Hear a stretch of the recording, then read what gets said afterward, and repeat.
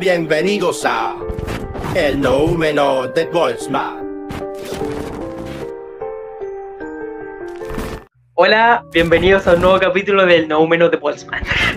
Y bueno, acá tenemos un par de invitados muy especiales y venimos a conversar sobre un tema muy interesante, muy especial y muy importante, que es la confrontación entre dos posturas políticas y en general perspectivas políticas que generalmente están en conflicto y en especial actualmente, ¿no? Hablamos sobre progresismo versus conservadurismo. Y bueno, voy a presentar a mis dos ponentes, unos capos, unos cracks, los dos que los considero unos capos totalmente, pero bueno. Y le doy paso a que se presente Lord J. ¿Se escucha? ¿Me escucho? Sí. Dale. Bueno, mi nombre es Gerardo Mora, soy profesor de Historia de la ciudad de Temuco, Chile. Aunque he ejercido más en otras ciudades que en la mía propia. Trabajé 4 años en TV regional y tuve un canal de YouTube durante 10 años, de 2012 a 2022, donde hablaba como de política, filosofía, economía y cosillas de ese estilo. Y si bien las banderas del conservadurismo, el progresismo a secas, creo que es algo que nadie toma hoy por hoy, pienso que los dogmatismos de la historia de la humanidad murieron en buena medida en el siglo XX. Sí, me siento más cercano al progresismo que al conservadurismo y ya explicaremos por qué. Pero esa sería de momento mi presentación. Ok, muchas gracias. Bueno, por si acaso, creo que su canal no está activo, pero es Lord Gerard su canal, de cómo aparece ahí en su nombre. Y bueno, ahora presentaremos a otro crack, capo, a Ángel López. Proceda a presentarse, por favor. ¿Qué tal? Primero que nada, muchas gracias por la invitación a este canal para debatir. Bueno, pues como ya dieron mi nombre, yo soy Ángel López, soy miembro del Departamento de Investigación de la Facultad de Ciencias de la Comunicación de la San Martín de Porres. Este año voy a egresarme de Ciencias de la Comunicación. Aparte de eso, pues voy a ser un futuro ponente de la red IDI, de investigación y desarrollo. Aparte de eso, me considero un amante de la semiótica, amante de la filosofía, amante no en un sentido pasional, sino en un sentido de que me gusta mucho interactuar con estas especialidades. Digamos que creé el canal de la Biblioteca de un Polímata justamente para ejercer este tipo de divulgación. Tengo un libro escrito y publicado, lo publiqué el año pasado, sobre la manipulación mediática a través de los medios de comunicación. Y en general, pues el tema del conservadurismo y el progresismo es un tema que abandoné hace poco, en el sentido de que dejé de actualizar cierta bibliografía.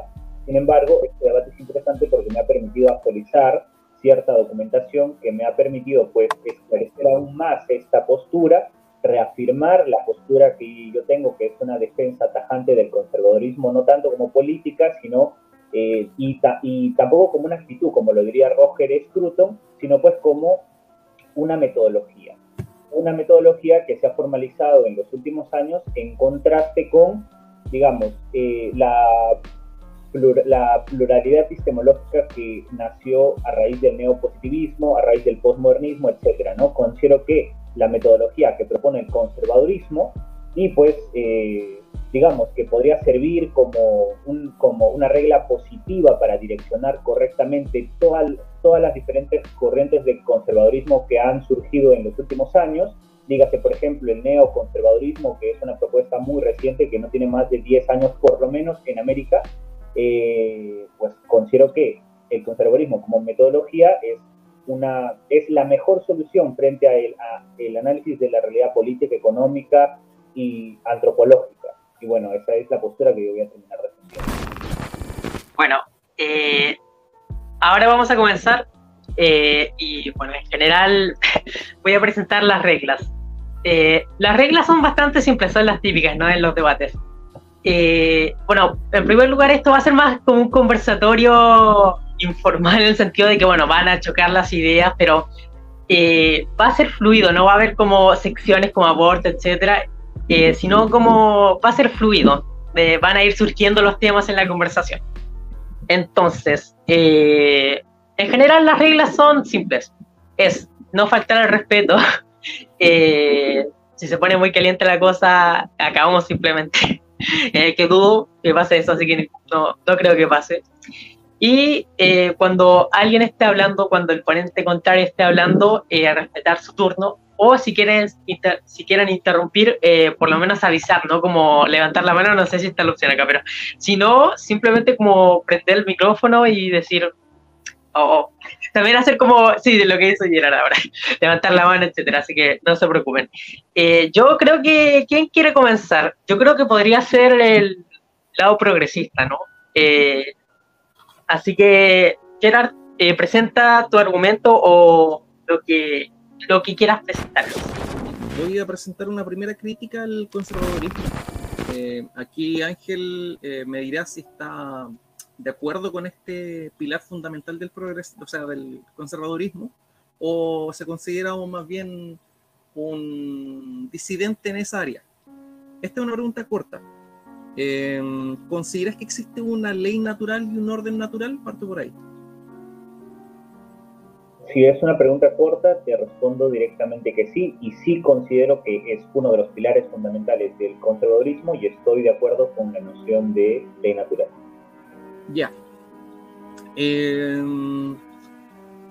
Esta es, ya habiendo dejado claro, Ángel, que él sí está de acuerdo con que existe una ley natural y un orden natural, procedo a dar mi primera crítica al conservadurismo, y esta tiene que ver con, de alguna forma, la imposición de un grupo de la sociedad, en este caso los conservadores, para el resto de la sociedad, con lo que ellos creen que es la realidad o cómo funciona el mundo y la humanidad. Parten de la base de que existe algo así como una moral establecida, una moral universal, muchas veces planteada desde la divinidad. De hecho, William Lane Craig lo plantea como el argumento moral respecto a la existencia de Dios. El problema con esta postura, tal vez el primero, bueno, no sé si el primero, pero uno de los más conocidos en plantear esta crítica va a ser Nietzsche, en Genealogía de la Moral, cuando va a explicar que no hay una verdad completamente objetiva, sino que realmente la verdad es el constructo y el resultado de las subjetividades puestas sobre la mesa bajo el influjo de las cuotas de poder.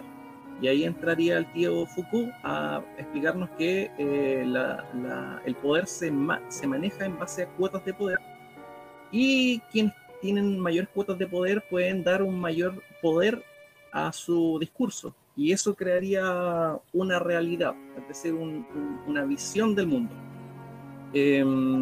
Bueno, sintetizo mi primera crítica para no quitar tanto tiempo, en que no existe tal cosa como un orden natural, ya que lo único natural en el mundo y en la humanidad es precisamente el cambio, es decir, el vaivén de las cosas, y no algo que podríamos decir, esta es la forma en que funciona el mundo o el ser humano.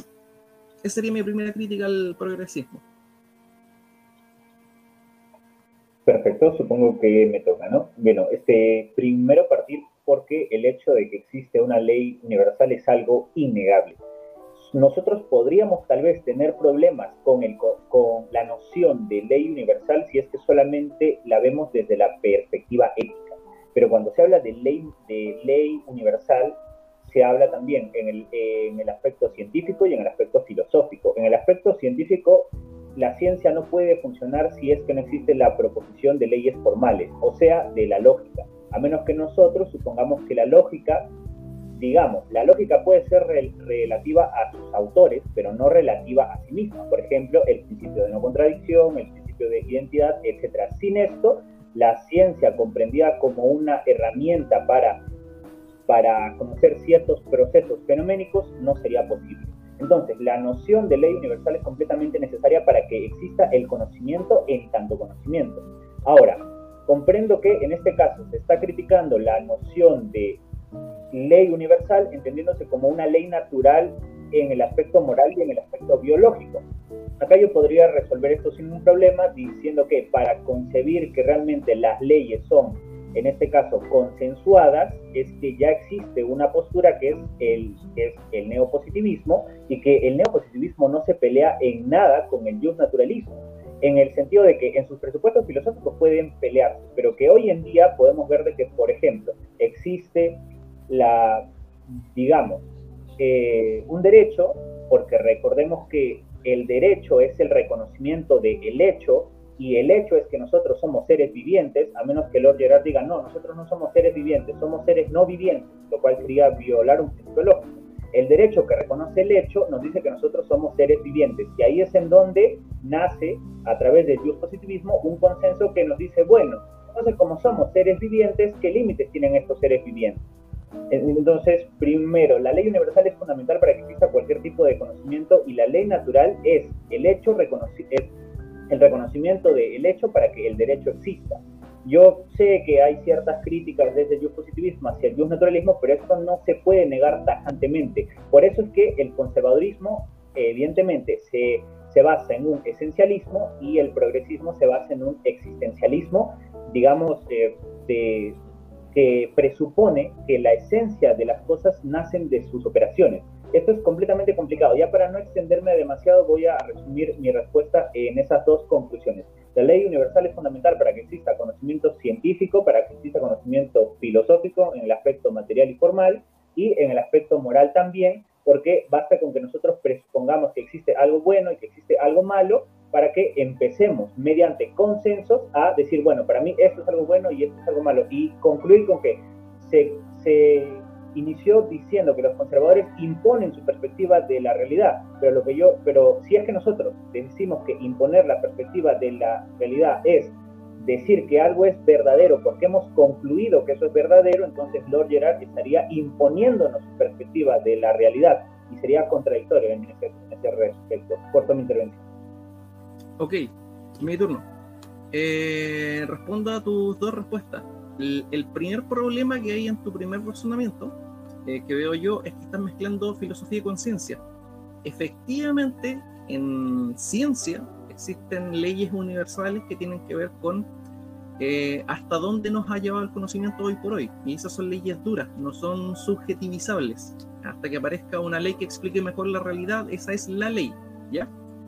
Pero, y precisamente por eso yo hablé de moral, que es una rama de la filosofía y no de la ciencia, pero cuando digo que el conservadurismo plantea un orden universal y una orden natural, estoy hablando desde la filosofía, y ahí es donde digo no cabe un orden natural o una ley natural, ¿ya? Muy distinto a la ciencia, donde efectivamente hay leyes científicas que están comprobadas, y que hay un rasgo de relatividad, sí, efectivamente, porque la ciencia, para que sea ciencia, debe ser falsable, y por ende eventualmente se pueden encontrar nuevos descubrimientos que falseen esa ley y planteen una que explique mejor la realidad. Es decir, hay un margen de subjetividad ahí también, pero me estoy hablando de filosofía, no de ciencia.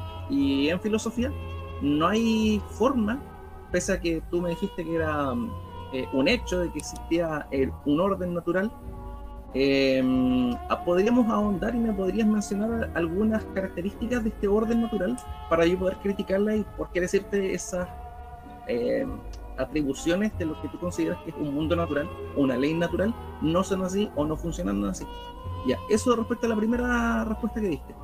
Respecto a la segunda, se me fue un poquito la segunda, si le puedes repetir, por favor.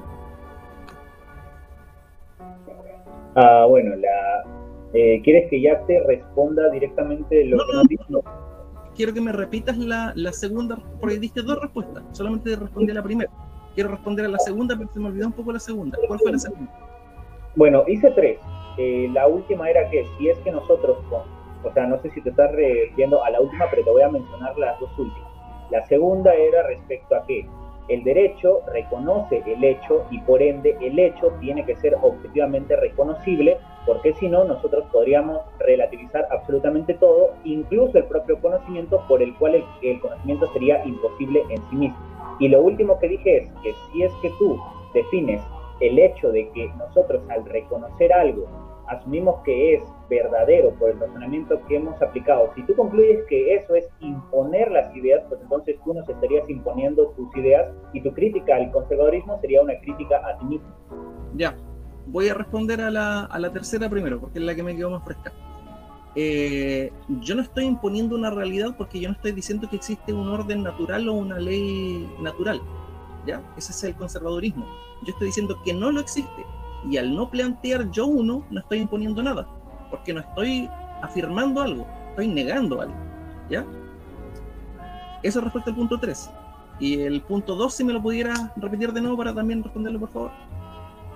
Claro, de que la ley natural en la moral, que ya es respondiendo también a la pregunta que me hiciste para lo siguiente, pero que ya está en una anterior intervención, era que cuando nosotros hablamos de derecho, hablamos del reconocimiento del hecho, y si no decimos que hay una ley universal en el aspecto moral, entonces no hay entidades concretas con las cuales podamos trabajar en el área del derecho. Y si no existe eso, entonces podríamos relativizar todo hasta el punto de relativizar el mismo conocimiento, en el que podríamos decir que conocimiento es sinónimo a una papa, y nadie podría refutar eso.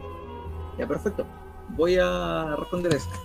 Hay un margen de relatividad y tiene que ver con el contexto y las épocas. Lo que es legal hoy era ilegal en otras épocas y viceversa.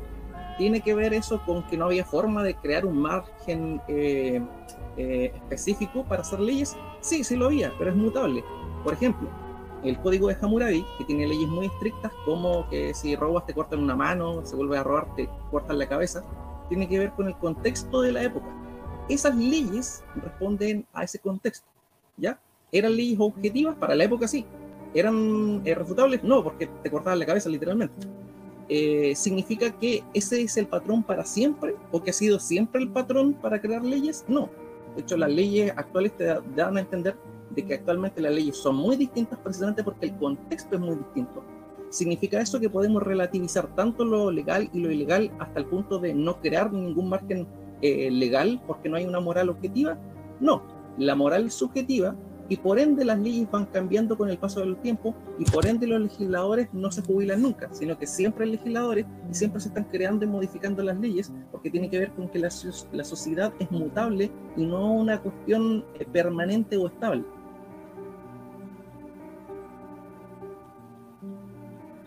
No sé si es que ya me toca o si te Sí, yo ya. Ya, listo. Ahora sí, te tengo que responder porque has empezado a hacer varias afirmaciones. Primero, con algo básico de tu anterior intervención, y es que tú dices, no existe ley objetiva, lo único objetivo y universal es que todo cambia, pero si te das cuenta que esta sentencia es una contradicción, ¿cierto? Es como que yo diga, no existe nada verdadero, mi sentencia tendría que ser verdadera para que nada sea verdadero, y eso sí viola principios lógicos, el principio de no contradicción. Si yo digo, no existe nada objetivo, mi sentencia tiene que ser objetiva. No sé si es que te das cuenta. Entonces, ahí caemos en una problemática. Ahora, para ir siguiendo respondiendo... ¿Puedo responder ese mismo punto, no? Para que no se pierdan en la nebulosa. Lo que pasa es que estás lanzando afirmaciones que yo puedo demostrar que están equivocadas y sería bueno irlas tratando poco a poco. Te recomiendo que si quieres apuntes ciertas cosas que yo digo para que las tengas tal cual como las digo. En este caso, por ejemplo, con el tema de la ley, tú has dicho que estoy confundiendo filosofía o que estoy mezclando filosofía con ciencia. Realmente no, porque no existe ningún tipo de conocimiento científico que no tenga presupuestos filosóficos. Simplemente no existe. Y esto se evidencia directamente en el concepto de ley científica.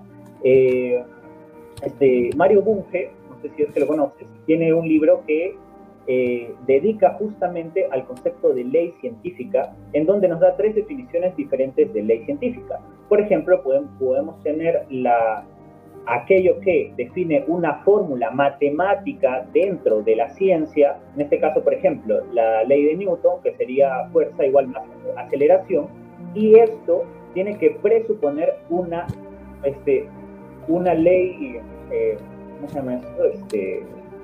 No es axiomática, pero vamos a decir, tiene que presuponer una normatividad. en el sentido de que esta tendría que ser una regla de acción para toda la fuerza en sí misma. Si nosotros no concebimos que hay una objetividad en la fórmula de Newton, independientemente de que luego Einstein postule una, o que, mejor dicho, actualice una, nosotros tenemos que presuponer que la ciencia obedece a la ley científica, que no tiene una sola definición como fórmula, sino también como regla de acción. Eso es algo que reconoce Bunge, que los metas, dice, los metacientíficos no están de acuerdo en casi nada, porque un metacientífico o un filósofo de la ciencia reconoce que no existe ciencia sin epistemología, sin lógica y sin matemáticas. Y esos son elementos de la filosofía. Entonces, como no puede existir ciencia sin esto, los metacientíficos discuten con respecto a cómo se estructura la realidad, por ejemplo, a través de un estructuralismo, a través de un determinismo, etc., ¿no? Pero en lo que sí están de acuerdo es que la ley científica no define puramente entidades materiales, sino que también define entidades formales, y estas entidades formales son las mismas entidades que regulan la ética, en este caso una regla de acción, una ley de acción. Voy a responder a lo segundo ya súper rápido. En la parte en la que dijiste, yo no estoy imponiendo una realidad, estoy negando. Si es que tú, por ejemplo, niegas que hay una ley universal, estás imponiendo una ley universal para cómo reconocer la realidad. Y es que si es que tú haces esa afirmación, quiere decir que nosotros en el universo no podemos conocer leyes universales. Si es que dices, no, en el universo no, solo en la moral, estás imponiendo nuevamente una forma de estudiar la realidad. Estás diciendo que cuando niegas que hay una ley universal en la moral, estás concluyendo que en la realidad no podemos conocer una ley universal. Sí estás imponiendo tu forma de ver la realidad según tu definición. Y finalmente, en la ley moral con el código de Hammurabi, para responder eso súper rápido, porque realmente es algo sencillo de responder, sí hay leyes naturales que se presuponen en el código de Hammurabi, en dos constituciones que sean completamente diferentes, en un pueblo completamente precario que haya, digamos, existido hace 60.000 años, y es que, por ejemplo, nosotros reconocemos que somos seres vivientes, nosotros reconocemos que yo soy un yo y que tú eres un tú, y aparte de eso, reconocemos también que existen otras personas, o sea, otros tú que son más cercanos y otros a los que se les reconoce como extranjeros, independientemente de la palabra que nosotros utilicemos para referirnos a los extranjeros. Entonces, hay un sinfín de elementos que nosotros reconocemos por ley natural antes de llegar a un consenso en la ley positiva. Bueno, ahí ya concluyo para no expandirme demasiado. Dale, sería bueno que de aquí en adelante fuéramos como uno por uno, porque yo en la anterior te respondí 3, ahora tú creo que me respondiste como 4 cosas, no sé, se tiende a diluir y no me gustaría dejar nada en el aire. Ya. Respecto a lo que dijiste, de que no existe presupuestos científicos que no tengan origen filosófico, eso está completamente errado. De hecho, si no me equivoco, sí, este caballero de gas. Este es el último libro que lanzó Edmund Husserl, un alemanito contemporáneo de Heidegger. Este es primera mitad del siglo XX, y lanza este libro que es el último que sacó, que se llama La crisis de las ciencias europeas y el fenómeno y la fenomenología trascendental. ¿Qué explica aquí Husserl? Que las ciencias estaban perdidas en sí mismas, precisamente porque por guiarse por un carácter filosófico habían perdido el objetivo mismo de su uso para la humanidad. Es decir, estaban todavía perdidas en la problemática del ser y en cuestiones netamente filosóficas, y por ende perdían tiempo. Por ende, lo que se hace a finales del siglo XIX y la primera mitad del siglo XX es precisamente hacer un quiebre definitivo que no se ha vuelto a restaurar entre ciencia y filosofía, y de ahí en adelante no existe algo así como un presupuesto filosófico en la ciencia, porque tiene un objetivo distinto a la filosofía. La filosofía se plantea el por qué hacemos las cosas, mientras que la ciencia se explica el cómo hacemos las cosas. Y como su objetivo es distinto, entonces ya no estoy hablando en ciencia con un origen filosófico. Eso ya está completamente obsoleto. Primer punto. Por ende ya no hay filósofo científico. esto no es el siglo XIX donde están los filósofos naturalistas explicando la realidad en una mezcla de ciencia y filosofía, ¿ya?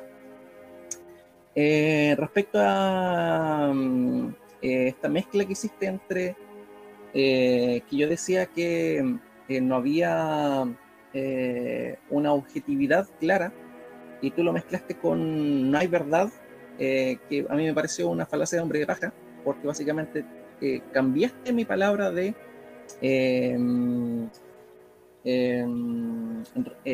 objetividad por verdad. Ya, ¿por qué no es compatible hacer este cambalache de palabras como si fuera lo mismo? Por ende me parece una falacia de hombre de paja.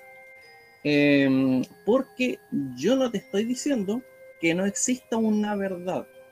Al contrario, te estoy diciendo que las verdades son múltiples y son subjetivas, ¿ya?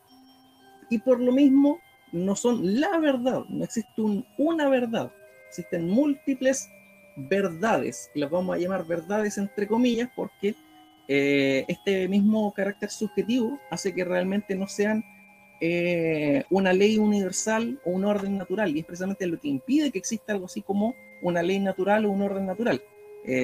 Hay varios autores que van a hablar sobre la ley natural y el orden natural, pero también tiene que ver con el contexto y la época en la que ellos estaban, bajo qué paradigma estaban. Si estaban en un paradigma teocentrista, muy probablemente también estaban bajo un paradigma conservador.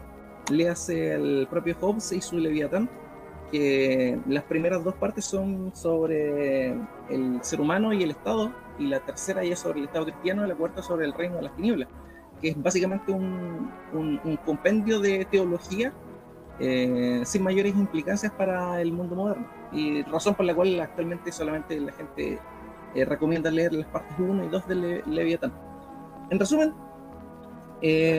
no hay algo así como una verdad objetiva, ni una ley natural, ni un orden natural, y vuelvo a mi reto que hice anteriormente, de si es que hay un orden natural o una ley natural. Por favor, dime algunas de las características de ese orden o ley natural para yo poder cuestionarla y criticarla. Si se me queda algo en el tintero, por favor, dime para que no piensen que me estoy corriendo de alguna forma con algo. Perfecto, bien. Voy a comenzar con lo de Husserl, porque comienzas diciendo que lo que hace Husserl es separar la filosofía de la ciencia, o que por lo menos de alguna forma está suponiendo que Husserl refuta los presupuestos filosóficos de la ciencia, cuando es falso. Lo que Husserl hace es cambiar el presupuesto de la ciencia de su época, que es muy diferente. Husserl, cuando propone su fenomenología, que probablemente será comprendida como un tipo de pragmatismo por juego trascendental, lo que hace Husserl es decir, nosotros sí podemos conocer una realidad intersubjetiva, y el conocimiento científico, que ya estaríamos hablando de un aspecto epistemológico, no puede pasar del ego trascendental del ser humano. Lo que está haciendo Husserl es cambiar los presupuestos filosóficos de la ciencia en su época. Y realmente las críticas de Husserl con respecto a la relación entre filosofía y ciencia no son muy serias. Su discípulo más importante, en este caso Heidegger, que prácticamente lo conoció casi toda la vida, reconoce que Husserl nunca entendió el ser de los escolásticos. Entonces, ¿cómo puedes criticar el ser y la metafísica si es que no solo no la comprendes, sino que no logras estudiarla de forma correcta? Por eso es que en la actualidad, o por lo menos por eso es que a Heidegger se le conoce como el filósofo del ser, siendo el discípulo más importante de Husserl. Entonces, no, primero explicar eso, que no es que Husserl refuta que existen presupuestos filosóficos en la ciencia. Lo que Husserl hace es cambia el presupuesto filosófico del paradigma científico de su época. Y eso se encuentra en todos los filósofos de la ciencia de las últimas épocas. Recomiendo leer, por ejemplo, a Lakatos en su investigación de los programas científicos, a Popper, a Kuhn, etcétera, ¿no? Ahora, con respecto al otro, de que yo cambié la palabra verdad por la palabra objetivo, no es que lo cambié, hice una aclaración, pero al parecer tuve que ser más claro, me faltó claridad, y lo voy a hacer sin ningún problema. Tú dices, por ejemplo, que tú dijiste que no hay verdad universal, ¿no? Y yo te pregunto, si no hay, o sea, dices, es que no hay una verdad universal, hay muchas verdades. El hecho o la sentencia de que hay muchas verdades tiene que ser una verdad universal en sí mismo. ¿Y por qué utilicé el concepto de objetivo? Porque una cosa puede ser relativa y objetiva al mismo tiempo. Por ejemplo, es objetivo decir, porque objetivo refiere a objectum, o sea, a objeto, es objetivo decir que yo me llamo Ángel, pero mi nombre es relativo a muchas cosas, a el deseo que tenían mis padres de ponerme Ángel por una canción, etc. Mi nombre es relativa a muchas cosas, pero a la vez es objetiva. ¿Por qué? Porque refiere al objeto.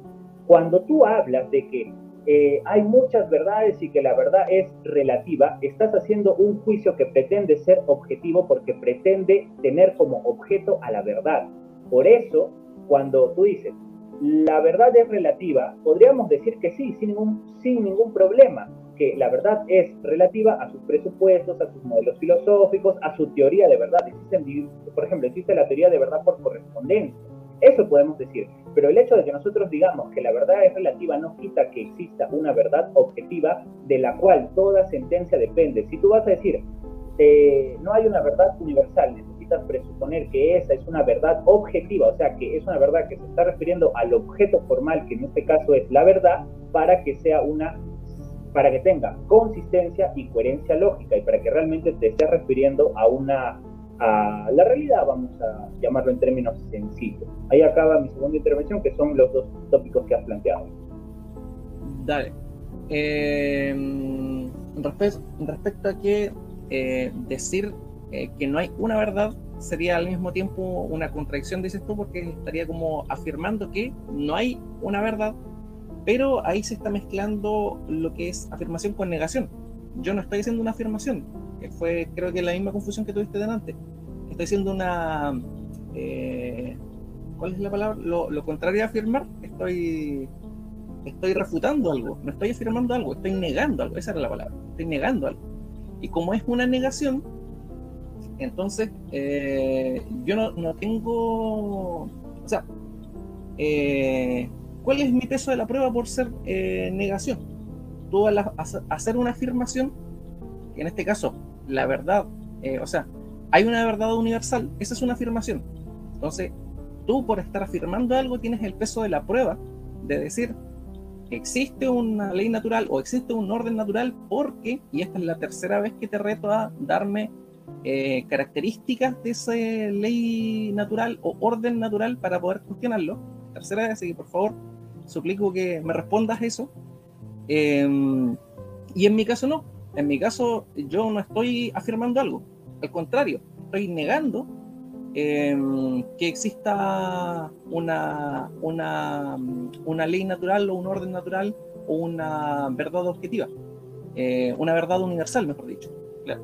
Porque una verdad va a ser una verdad para algunos y por un tiempo, hasta que se descubran nuevas cosas, hasta que esa persona cambie de pensamiento, hasta que esa persona se vaya al monte a comerse unos hongos y vuelva terrible panteísta del bosque, no sé.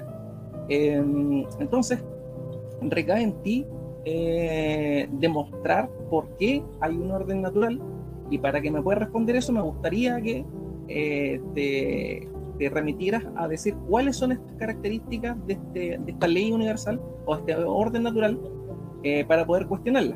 El que las detalla en específico es Hobbes. De hecho, eso está, de hecho yo lo tengo en mi resúmenes de historias de Instagram, están de la ley natural propuestas por Hobbes. Pero no sé cuáles son tus influjos, así que prefiero que lo respondas tú, porque si no saco mi resumen que tengo ahí de Hobbes y me pongo a leerlo yo mismo y no tendría ningún problema con eso. Pero esto es un debate entre Ángel López y Gerardo Zamora, así que por eso la respuesta y la argumentación recae en ti, Ángel. Perfecto, bien. Primero creo que vamos a dar un pequeñísimo repaso de lógica, porque tú realmente crees que los negativos no se deben probar y no se pueden probar. Eso en lógica es completamente falso. En lógica existe una cosa que se llaman enunciados, que cuando tienen valor de verdad se vuelven proposiciones, así afirmen o así nieguen. Por ejemplo, si yo digo yo soy Lord Gerard, o si yo digo yo no soy Ángel, o si yo digo yo no soy Lord Gerard, en los tres casos el enunciado se vuelve proposición y ya tiene valor de verdad. Así yo esté negando, así yo diga yo no soy Ángel López, así yo diga yo no soy un ser humano. Eso se puede poner en lógica, se puede formalizar lógicamente para ver si es que tiene carácter. No, se pasa de un enunciado a una proposición porque ya tiene carácter de verdad y se formaliza para ver si es que esta sentencia es verdadera o es falsa, independientemente de si es una negación o si es una afirmación, porque toda negación puede tener carácter de verdad sin ningún problema. Yo puedo decir, no, mira, yo te voy a decir algo, ¿ya? Te voy a decir algo fácil. Nosotros ahorita no estamos en StreamYard, nosotros estamos en TikTok debatiendo. En este momento, ¿no? En este momento, el 2 del 2024, ahorita estamos en TikTok. Pero yo no tengo que probar eso. Tú tienes que probar que yo me estoy equivocando, aunque yo lo esté negando. No funciona así, porque en lógica, cualquier enunciado que pasa a proposición, sea afirmando o negando, tiene valor de verdad, para comenzar primeramente por ahí. O sea, no es que tú como conservador tienes que demostrar que hay una ley universal y yo no tengo que demostrar que no hay una ley universal, porque cuando dices no hay una ley universal, en lógica, tu enunciado pasa a ser proposición y ya tiene valor de verdad y tiene que demostrarse en sus presupuestos. En este caso, cuando hablas de la realidad, pueden ser presupuestos metafísicos, epistemológicos o gnoseológicos. Ahora, me pides ejemplos de verdad. Yo te voy a hacer dos preguntas sencillas. ¿Quieres ley universales? O sea, ¿quieres ley universales de carácter universal o leyes universales de carácter particular?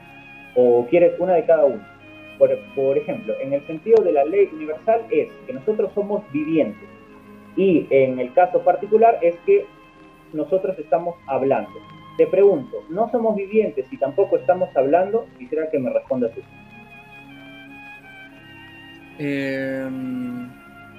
Somos seres vivientes de acuerdo a una concepción biológica de lo que es la vida. ¿Hay alguna concepción en la cual no seamos seres vivientes? Sí. Por ejemplo, ¿has visto algún anime? Dime el nombre de cualquier personaje de anime. No lo sé. ¿Goku? Goku, vamos a poner. Ya, ¿Goku está vivo? En su anime, sí. Ya. Por eso yo te digo, nosotros estamos vivos dentro de la concepción biologicista de lo que es la vida. Ya. Goku está vivo, de acuerdo a la concepción biologicista, no, porque no es un ser físico, sino que es un ente de ficción. Y sin embargo, para mucha gente que es fan de Dragon Ball, seguramente Goku sí está ahí en sus corazones cantando Chala Chala o cualquier otra cosa. Entonces, ya, ¿y el hecho de que Goku es un ente de ficción es una verdad objetiva? ¿Cómo? ¿El hecho de que Goku es un ente de ficción es una verdad objetiva? También caería dentro de la subjetividad. Tampoco podría ser parte de un orden natural, porque yo también podría decir, para un loco que no distingue entre la realidad y la ficción, Goku es una persona viva y que vive en la montaña Paos, en alguna parte de China. Entonces, vuelvo a que, de acuerdo a cuál parámetro, eso es una verdad. Sí, de acuerdo al parámetro biologicista, no tengo ningún problema con ese parámetro, está bien, estamos vivos. Pero de acuerdo a otros paradigmas, por ejemplo, cuando vemos una estrella y sabemos que esa estrella no la estamos viendo ahora, sino que estamos viendo la luz que emitió esa estrella hace 2 millones de años o más. Entonces, probablemente esa estrella está muerta. Entonces, esa estrella está viva de acuerdo a los parámetros probables. Podemos decir que sí, pero cuando tengamos un mejor telescopio, vamos a descubrir que efectivamente la estrella se había muerto hace 200.000 años. ¿Ya? No sé si me entiendes a dónde te quiero llevar. Que finalmente, aquello que tú quieres como una realidad objetiva, nunca deja de ser relativizable. Y por ende, no hay un orden natural ni una ley natural. A ver, sí, te entiendo perfectamente. He leído a los relativistas hasta el cansancio. Ahora, como dije, que algo sea relativo no quita que pueda ser objetivo. Vamos a poner el ejemplo que tú has puesto de Goku con una persona delirante, una persona que tiene alucinaciones y con una persona que no. ¿Ambos se están refiriendo a Goku, sí o no? Sí. Entonces, el objeto de la alucinación de la persona A y el objeto del reconocimiento por la cordura de la persona B sigue siendo Goku. Entonces, el designado del concepto de Goku es el objeto de estudio. Y la verdad objetiva que podemos sacar aquí es, hay una persona alucinando que cree que Goku es una persona real, y hay una persona cuerda que sabe que Goku no es una persona real. ¿Esa sería una verdad objetiva o no? Porque si tú me dices que no, entonces tu ejemplo se cae y no tiene sentido. Repíteme la pregunta, por favor. Si es que, o sea, la verdad objetiva aquí sería, una persona alucinando cree que Goku es una persona real, y una persona cuerda sabe que Goku no es una persona real. ¿Esa sería una verdad objetiva o no? Porque si me dices que no, el ejemplo que has puesto se cae, ya no tendría sentido. Eso sería una verdad que no deja de ser relativizable, y por ende tampoco diría que es objetiva, pero sigue sin responder a la pregunta y el reto que te hice 3 veces, y ya sería la cuarta, de dame características de un orden natural o de una ley natural. Porque estar hablando de Goku básicamente como ejemplo es válido, pero no son características de un orden ni de una ley natural. A ver, primero, nada puede dejar de ser relativizable, y por el hecho de que algo pueda relativizarse no quiere decir que no sea objetivo. En el ejemplo que te he planteado, te has dado cuenta que tú dependes de una ley universal, en este caso el de la designación, para que tú puedas hacer tu sentencia. Ahora tú me podrías decir, pero yo no he visto que Hobbes plantee eso. Lo que pasa es que Hobbes, y me parece que de acá parte la confusión, que es algo que aclaré también, y es que la ley universal, entendida como un aspecto tautológico, como un aspecto teleológico de la realidad, refiere a que hay un orden establecido, una esencia de las cosas. El hecho de que Hobbes plantee su crítica a la ley natural en el aspecto teológico refiere a una ley en el área del derecho.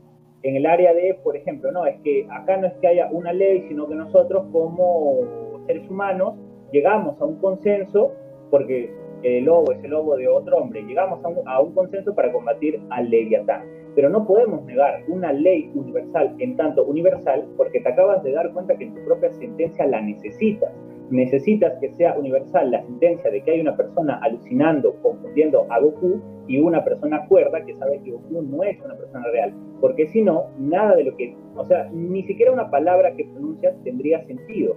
Ahora, tú me vas a decir, ahora una quinta vez, a ver, tenemos es que la ley universal está presente en todo, en la designación. Cuando reconocemos que somos seres vivientes en el aspecto de la biología, como tú quieres llamarlo, sería una ley universal que tiene que aplicarse para el reconocimiento de quienes no están vivos biológicamente. A menos que tú me digas, no, pero es que en la biología una persona que muere sigue teniendo las células vivas. Claro, ahí seguimos aplicando la designación, y la verdad se presupondría en nuestra sentencia. Que algo sea relativizable no le quita que sea objetivo. ¿Por qué? Porque yo puedo relativizar el concepto de vida y decir, una persona que muere sigue viva porque sus células siguen vivas, si no me equivoco, entre 7 a 12 a 13 días. Pero tenemos que presuponer una verdad en el aspecto biológico de los diferentes conceptos de de vida en biología, para que podamos comprender que estamos haciendo una distinción entre una persona muerta en el aspecto, vamos a llamarlo, anímico, y una persona muerta en el aspecto biológico. Si negamos eso, ningún ejemplo que me pongas a continuación tendría sentido. La ley universal está en todo, en la ciencia, en la filosofía, en la moral, en la política, en la religión, incluso en las nociones más básicas que nosotros tenemos de, por ejemplo, yo quiero algo, etcétera, ¿no? Claro, yo quiero puede ser relativizado, yo puedo querer este debate y tú puedes no quererlo, pero la sentencia objetiva tendría que ser, Gerard no quiere este debate y Ángel sí quiere este debate. No sé si me dejo comprender. Hay una ley universal necesaria en la designación de cada sentencia. Eso es lógica básica. Ya. Perdón, continúa. Vamos. Lo primero, dentro de lo que llamamos leyes científicas, por el hecho de ser falsables y por el hecho de que tienen que ser falsables para hacer ciencia, deja por el suelo cualquier forma de conservadurismo. Porque el conservadurismo me haría mantener aquellas leyes que consideramos ciertas porque algún método científico o evidencia de alguna forma nos los probó. Pero lo que nos dice la ciencia es explícitamente lo contrario. Es decir, estas leyes pueden ser cambiadas en la medida en que descubramos nueva información que nos haga entender mejor la realidad, y por ende son falsables, y por ende la ciencia en sí misma es progresista.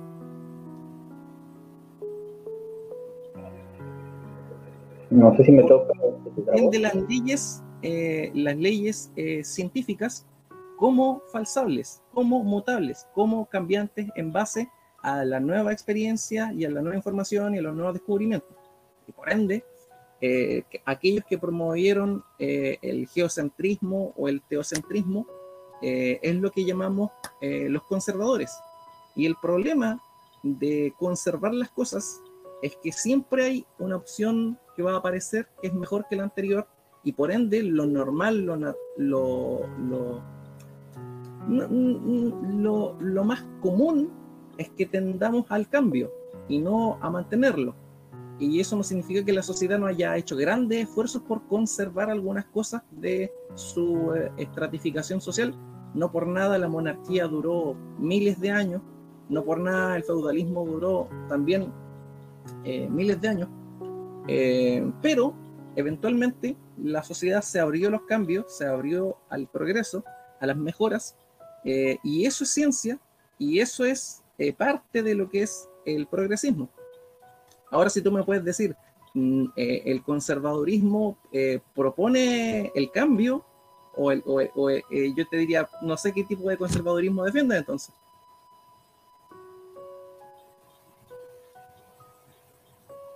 No sé si ya me toca.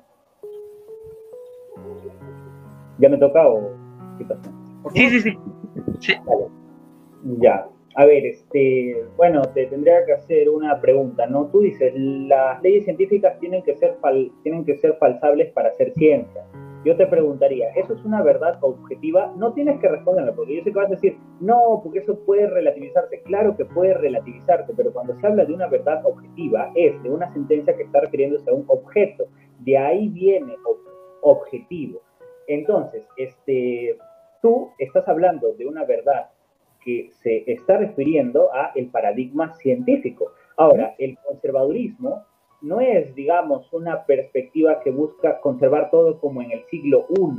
No, lo que sí conserva es las leyes universales en las reformas particulares. Esto se puede explicar desde diferentes autores, como por ejemplo Buber, o por ejemplo el autor Menviel, del cual creo que te pasé, no documentación, pero te mandé su nombre hace un par de días para que más o menos comprendas mi perspectiva conservadora. Y esto de qué es importante, ¿por qué? Porque desde ahí podemos comprender por qué realmente el progresismo es el que no es científico, y es algo bien interesante.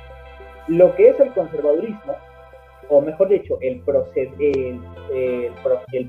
del conservadurismo es mediante reformas. El proceder del progresismo es mediante revoluciones. ¿Por qué? Porque una reforma no niega el objeto, no niega el ente, reconoce el ente y reconoce que puede tener mejoras siempre y cuando sigamos ateniéndonos a las leyes universales, como por ejemplo de que tú y yo somos vivientes y que como vivientes tenemos que seguir viviendo. Si es que nosotros, ¿no? O sea, desde la perspectiva de una ley natural, desde un naturalismo, consideramos que el derecho es el reconocimiento del hecho, el hecho es que tú y yo somos vivientes y por ende tenemos que seguir viviendo, las revoluciones científicas no pueden atentar en contra de nosotros. Por ejemplo, suponte que una persona venga y que una persona diga, mira, entonces vamos a crear una máquina que está diseñada para matar a seres humanos simplemente porque sí, sin evidentemente las implicancias de la guerra, etcétera, sino simplemente un robot que mate a ser humano simplemente porque son seres humanos. Nosotros,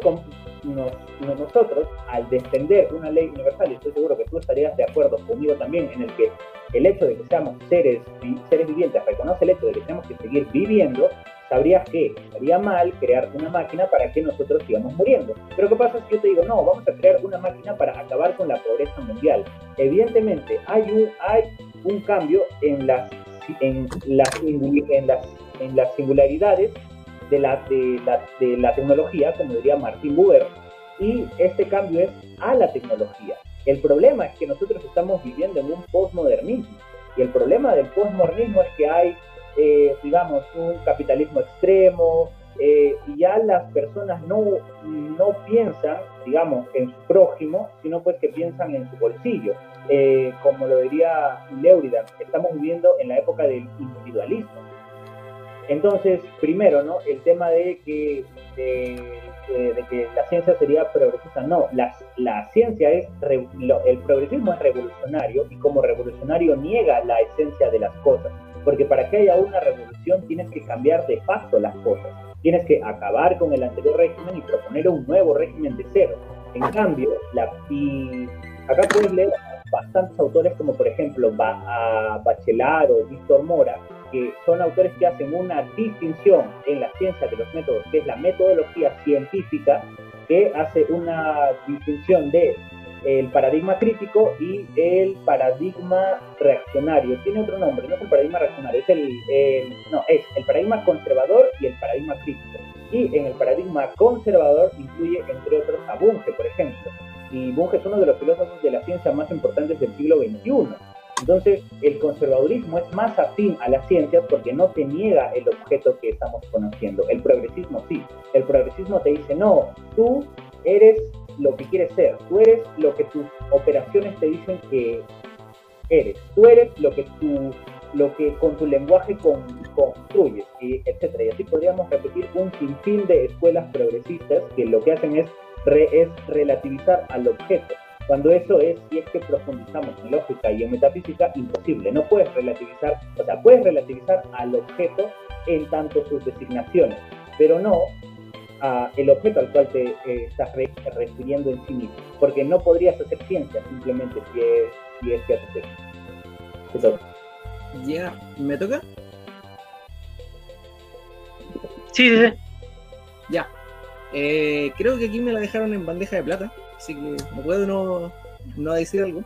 Lo primero, el concepto de revolución es un concepto científico de Copérnico, ¿ya? Hay una falacia de generalización apresurada, demasiado exagerada, cuando dices que el conservadurismo sí admite cambios mediante sean siempre por reformas, y que el progresismo lo hace mediante revoluciones. Hay un montón de ejemplos de que eso no es así. Voy a dar algunos, por ejemplo, y razón por la cual reafirmo que aquí te mandaste una flor de falacia de generalización apresurada al decir que el conservadurismo acepta cambios, pero mediante reformas, y el progresismo mediante revoluciones. Todos los golpes de derecha que han habido en el siglo XX en Latinoamérica fueron por un conservadurismo de derecha, de mantener el status quo, y eso no fue mediante reformas, fueron golpes de Estado, es decir, fueron revoluciones que cambiaron el paradigma más zurdo de la época hacia el previo, que era de derecha. Y en el progresismo también, tienes un montón de veces en las que se buscó el cambio no mediante la revolución, sino mediante el reformismo. Bien podría ser la vía democrática al socialismo de Allende, bien podría ser el primer presidente socialista de la historia, que era el alemán,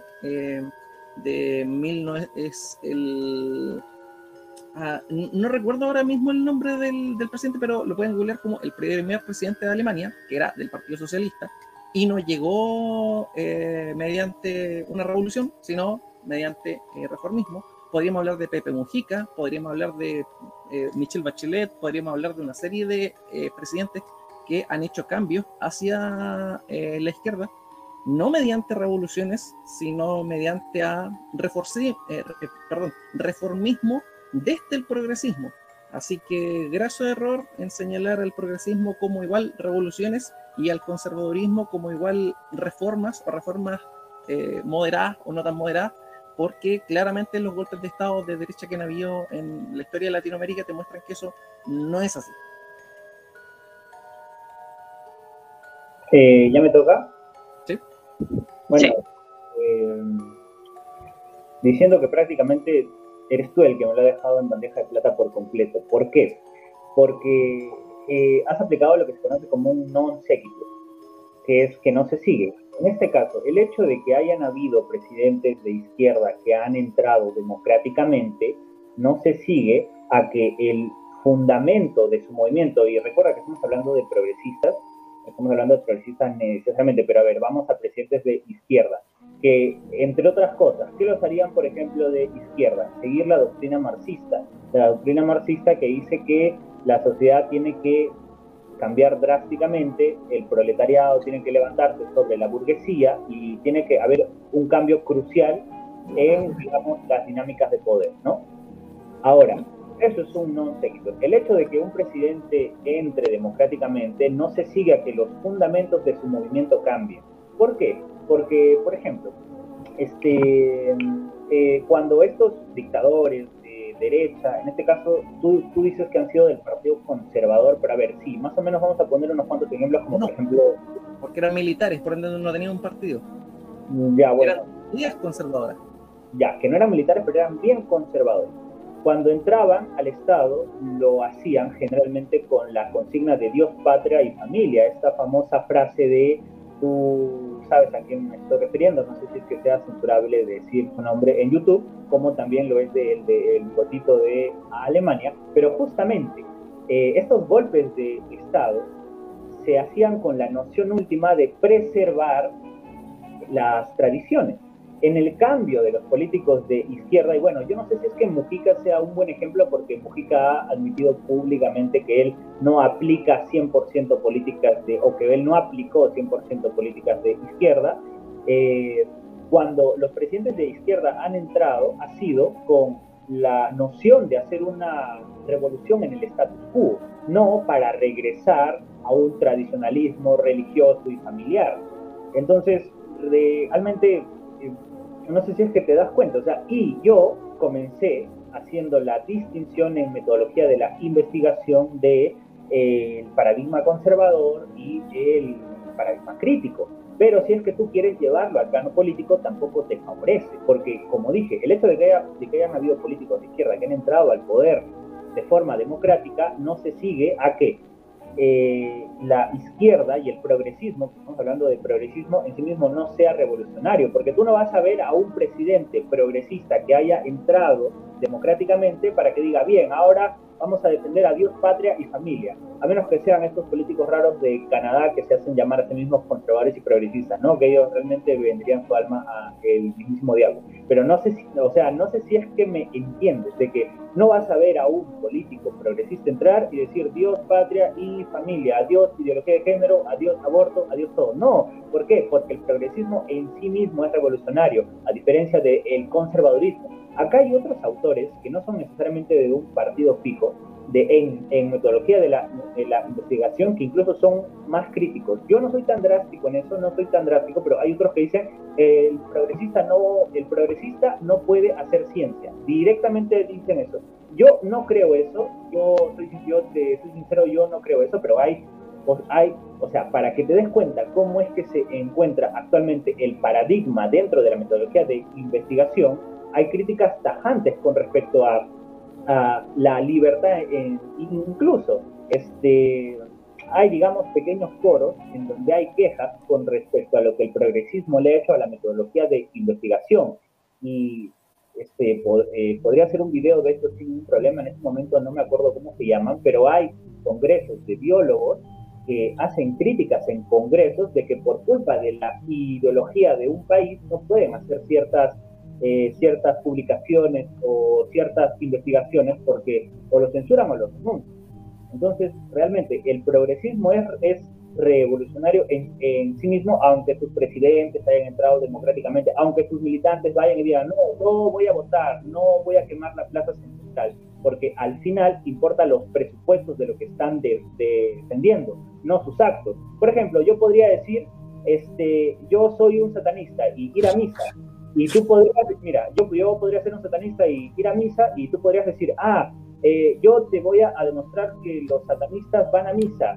¿Por qué un satanista tiene que ir a misa? Porque el satanista X fue a misa. O sea, o sea, estamos hablando de una misa católica, ¿no? Porque ahí hay cosas así, pero los satanistas tienen su propia misa, sí, efectivamente, tienen su propia secta. Perdón, ahí ya te dejo. ¿Ya? Participar, sí, dale. Ya, lo primero, creo que entiendes de una forma muy sesgada lo que es la izquierda. Cuando hablas de que hay un non sequitur entre, y no se sigue, dices tú, que presidentes que no hayan tomado acciones revolucionarias no lo sean, es como, hombre, si no toman acciones revolucionarias, entonces no lo son, literalmente no lo son. ¿Por qué entonces hay un problema?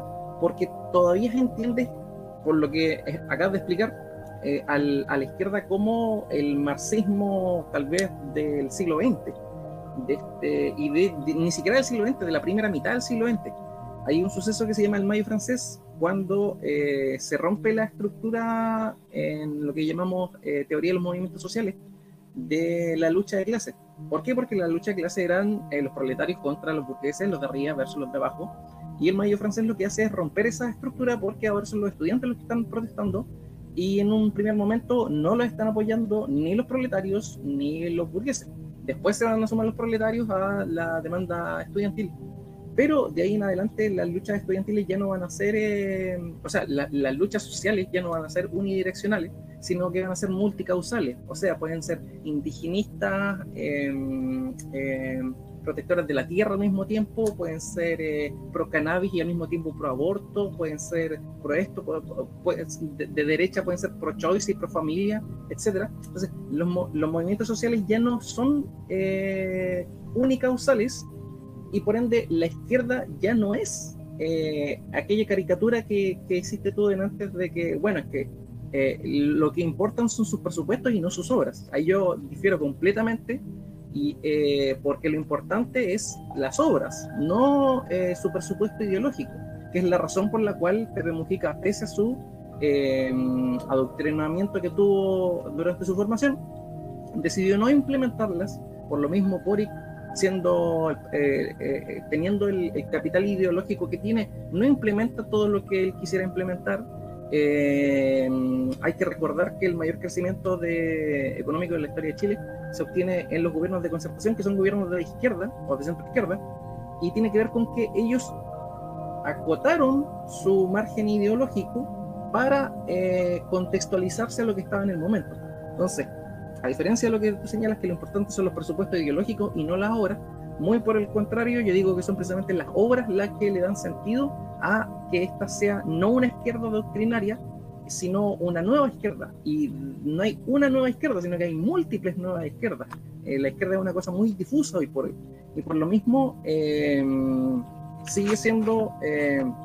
y de hecho, nunca terminaste de refutar el tema de que yo te dije que hiciste una falacia generalizada apresurada al decir que los conservadores siempre van por la vía reformista y el progresismo siempre por la vía revolucionaria, cuestión que por los ejemplos que yo di ya demostré que eso no es así. Y respecto a tu non sequitur de que no se sigue, sí se sigue el hecho de que presidentes de izquierda no han llevado a cabo su régimen doctrinario de izquierda. No hay una expropiación masiva de los medios de producción, ni el término de la propiedad privada, ni la mayoría de las cosas que sí propugna Marx en el Manifiesto Comunista. Así que eso. Ahora, yo ya me aburrí un poco de esto, porque ya son 4 veces y todavía yo estoy esperando características de este orden natural, porque hemos hablado de ejemplos de, bueno, esto es una verdad objetiva y bla, bla, bla, pero yo todavía estoy esperando características de un orden natural para yo poder cuestionar ese orden natural. Y ya yo creo que estamos entrando a rondas finales, porque llevamos 1h03. Bueno, primero que estábamos hablando de ley universal, y en este caso, si es que te das cuenta, tú presupones una ley universal en cada sentencia que haces. Ese ejemplo te lo di desde hace hace 50 minutos más o menos, desde que prácticamente empezamos a conversar. Me lo pediste por primera vez y por segunda vez. Te dije, tú no puedes hacer ninguna sentencia si es que no presupones que hay una verdad que tiene que ser ley universal para que lo que digas tenga sentido. De lo contrario, nada de lo que defiendes tendría sentido, porque no sería verdadero en sí mismo.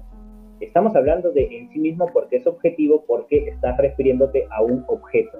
Ahora, en este caso, hay una diferencia importante, y esa diferencia tienes que reconocerla. Las posturas políticas no se definen por las preferencias en materia de acción política, y tampoco se define por los actos de un político. Se reconoce por esas preferencias por esos actos, pero no se define. Hay una diferencia entre reconocer y definir, una diferencia tajante.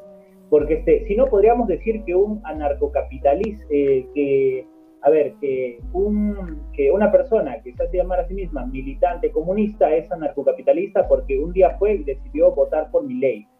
Lo pudieron haber obligado, pudo haber ido a votar porque la otra opción le parecía lo peor y bajo una decisión racional dijo no, prefiero votar por él, etcétera. Podríamos decir, mira, entonces el que es comunista vota necesariamente por los anarcocapitalistas, etcétera. O sea, las posturas políticas no se definen por la decisión de las personas ni por la decisión de los políticos, se reconocen a través de ellas, pero se definen en sus presupuestos. Y yo ya expliqué que un progresista no haga un acto revolucionario no cambia la definición de progresismo. Ahora, yo estoy completamente de acuerdo contigo en el que hay muchas izquierdas, por eso no me quise meter en el tema de las izquierdas, porque es un tema muy extenso. Ya sabemos que Marx rechazaba el marxismo, luego de ahí tenemos hay muchas posturas más modernas como la de Zizek, yo qué sé, o sea, hay muchas posturas, es un tema que nos daría para otro debate. Pero lo que tienes que comprender es que lo que hace un político no define su postura, sino que nos permite reconocer a qué es más afín. Por ejemplo, ¿qué pasaría si tú ves que mañana Milei decide expropiar todo y dárselo a los trabajadores y empezar a crear sindicatos? Tú podrías decir, entonces el liberalismo es pro sindicatos, el liberalismo es pro una lucha del proletariado contra la burguesía. No, no vas a decir eso. Vas a terminar diciendo por qué Milei, que dice ser liberal, está aplicando políticas comunistas. Vas a terminar concluyendo en eso. Y sí te pediría que no sigas utilizando ese tipo de retórica de, pero ya te pregunté, porque ya te lo respondí hace rato, ya te respondí que hay una ley universal cada vez. Hay una verdad que tiene que ser ley universal para que tus sentencias tengan sentido. Porque, o sea, tú puedes decir, no, pero es relativo. No importa que sea relativo, porque como te puse con el ejemplo con mi nombre es relativo a lo que decidieron ponerme mis padres, tiene muchos significados, pero refiere a un objeto y el objeto soy yo. Ahí acabo con mi participación. Quisiera intervenir un poco en este punto, que para quizás dar a entender un poco más lo que quería decir Gerard, que creo que entiendo lo que quiere decir, que quizás quiero un ejemplo concreto en la naturaleza, no sé cómo explicarlo, como, no sé, bueno, la gracia es que no dé argumentos, no le ayuda a ninguno porque se deben valer por sí mismos, pero por ejemplo basarse en una teleología aristotélica, ¿no? O en los típicos ejemplos, o sea, simplemente quiero un ejemplo concreto, si no me equivoco, ¿no, Gerard? Lo que pasa es que él me está hablando de ley natural, y yo le estoy pidiendo ejemplos de orden natural, que no es lo mismo. Es que la ley natural no puede intervenir, ¿verdad? Pero digamos que yo consideraría que se sigue una de otra, pero ahora sí que diga Ángel, perdón.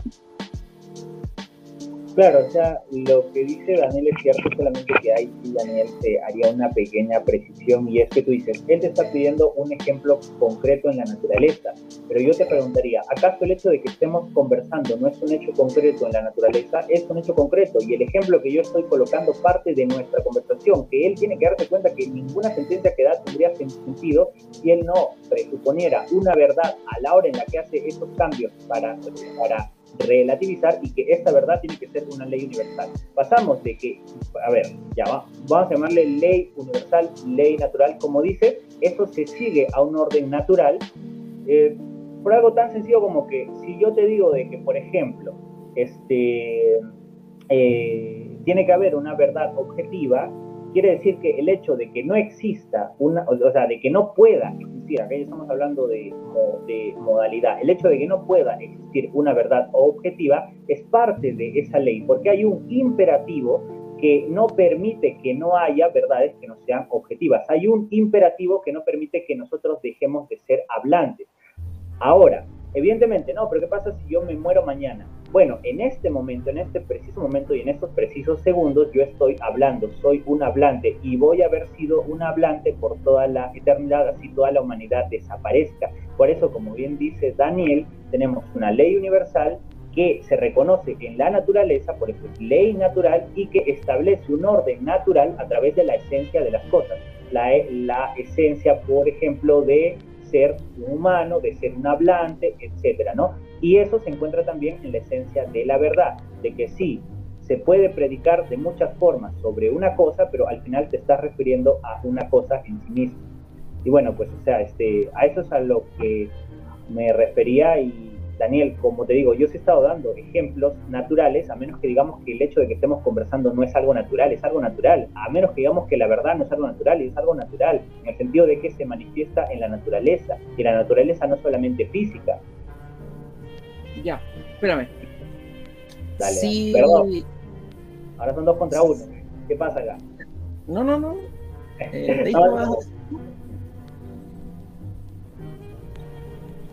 ¿Teísta vas a decir algo? Si no, para hablar yo. Ah, sí. Sí entiendo. No, es que quería dar a entender el punto de Gerard, creo, para que no haya confusiones, eso. Pero ningún problema. Ahora sí que Gerard. Ya, ok.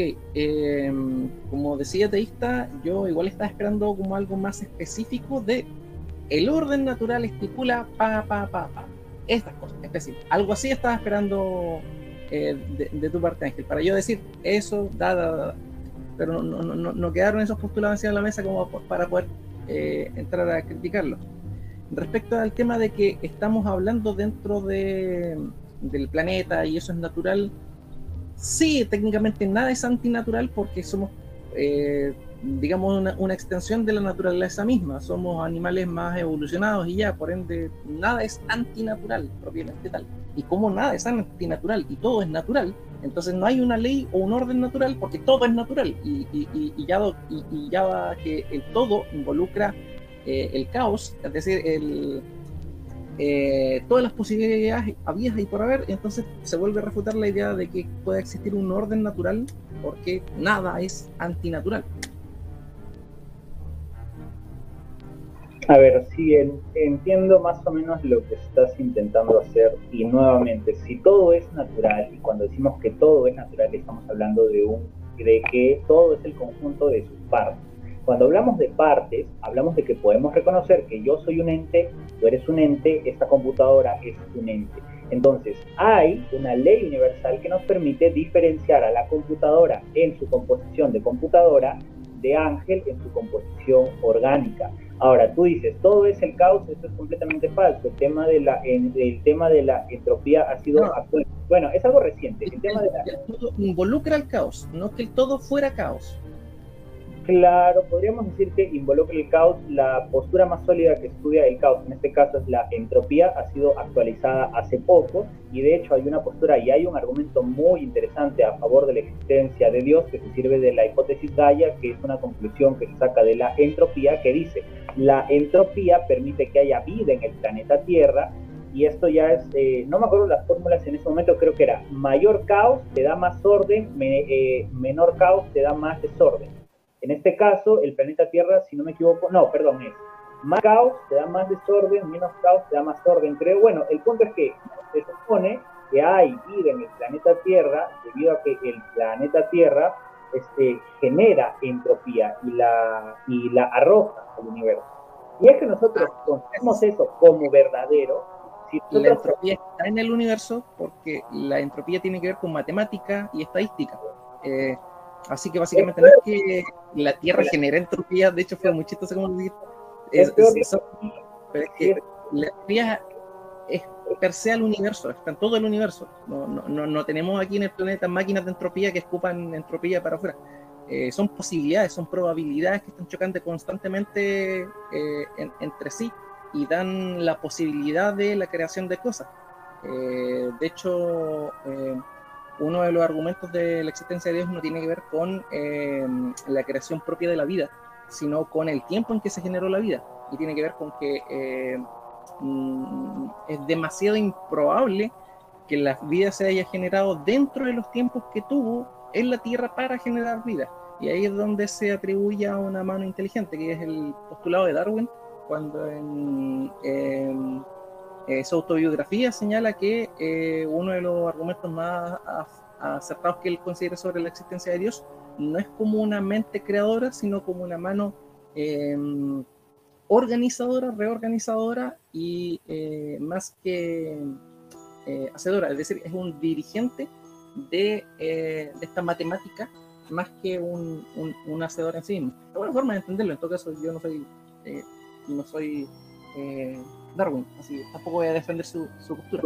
pero creo que es un argumento válido de la entropía, no respecto al origen de la vida, sino a los tiempos en que se dio este asunto, que están explicados por la biogénesis y la biogénesis.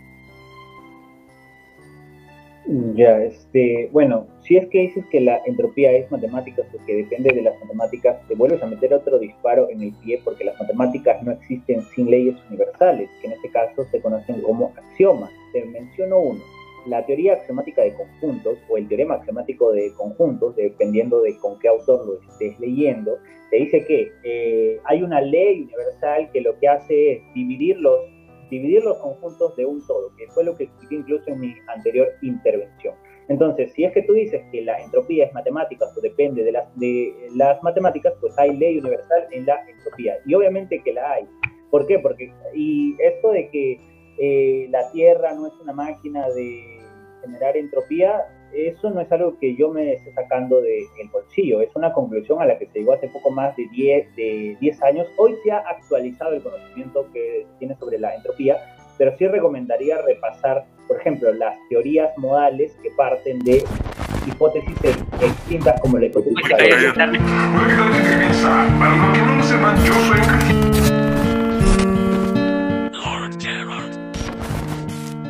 tengo hasta las 8 prácticamente, así que...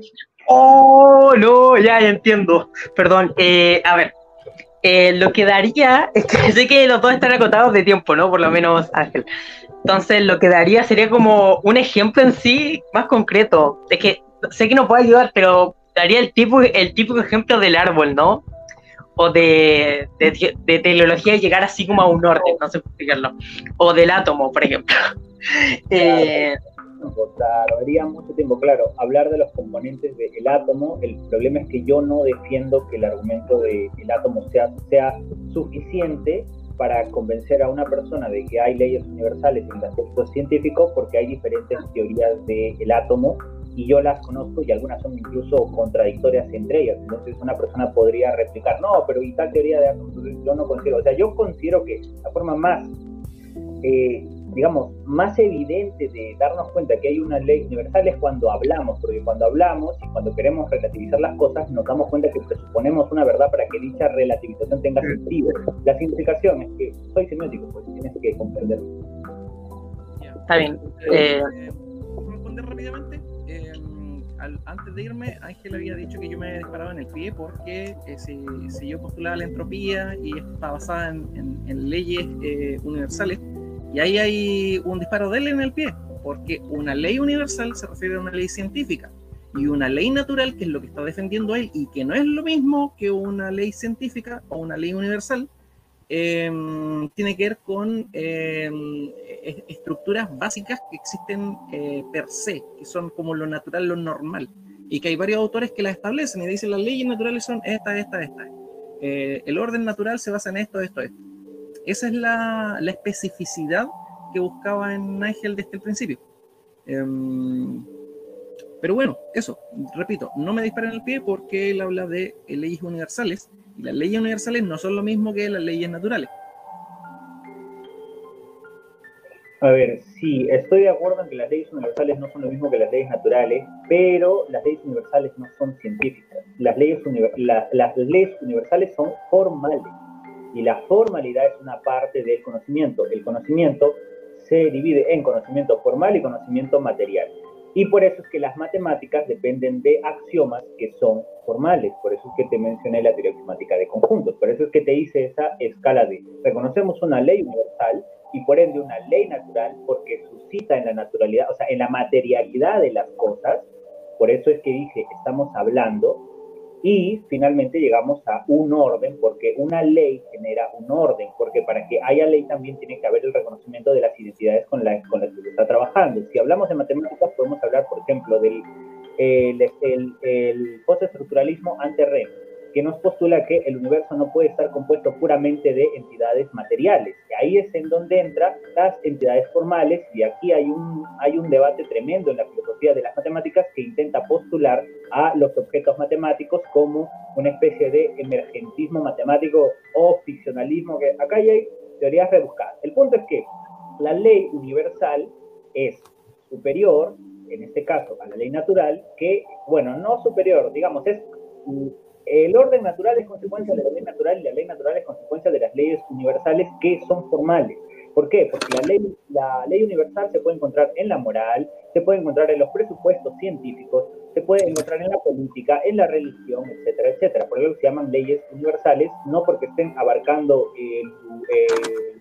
el universo en su, digamos, en su conjunto material, sino porque se aplican universalmente, o sea, en toda la realidad, vamos a decirlo así. Incluso en el habla. En el habla encontramos que la verdad debe de ser un principio operativo fundamental y que podemos llamarlo ley universal sin ningún problema porque se aplica en cualquier tipo de comunicación en donde hay un designado, un designante y una presuposición de una verdad. Sin eso no puede existir comunicación. Es como lo que decía Kant, por ejemplo, cuando Kant, y ya, pues si es que vamos a hablar de ley universal, podemos hablar de Kant también. Kant no habla de ley universal como una ley científica, sino habla de ley universal como un imperativo que no se puede negar, que según Kant no se puede reconocer en la razón práctica, en la razón práctica, pero que se presupone en la razón teórica. Entonces, la ley universal no es científica, ni en Kant tampoco, porque Kant lo presupone para el reconocimiento de la moralidad objetiva en Kant, no como una teoría epistemológica de el análisis científico, sino como una dialéctica para reconocer los juicios morales objetivos en Kant. Entonces ahí estamos hablando de su ley universal. Por eso digo, el concepto de ley universal se puede aplicar en todas las especialidades porque es formal, no es solamente real. Bueno, ahí acabo para que ¿cuál es el punto que quiero criticar aquí? Él dice, la ley universal o las leyes universales no son científicas porque son formales. Y para mí decir eso es como decir, la marihuana no es una droga porque es una planta. Es como, ya, para especificar esto, una de las leyes universales, por ejemplo, es la efecto. ¿Es la ley de causa y efecto científica? Sí. ¿Es formal? Sí.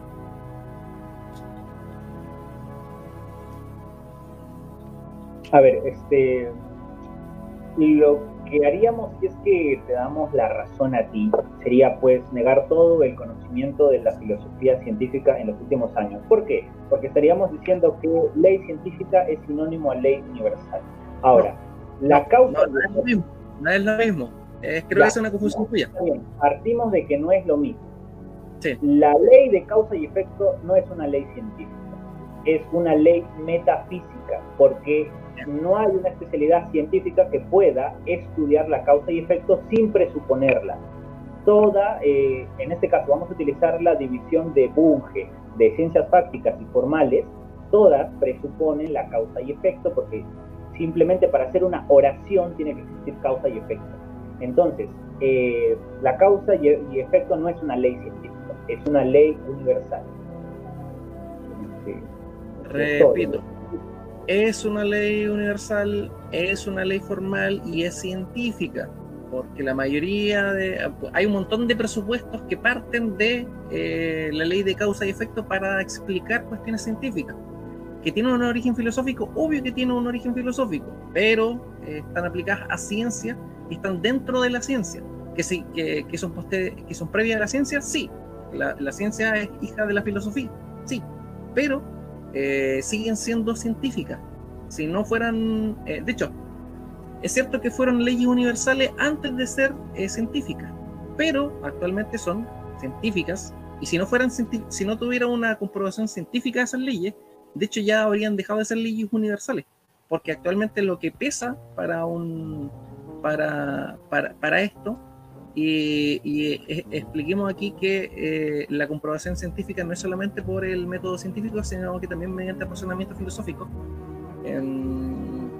el mejor ejemplo sería el cogito ergo sum de Descartes, que demuestra lo que los neoplatónicos, que eran los matematizables de la realidad en su momento, no pudieron demostrar mediante matemáticas, que era la existencia de ellos mismos.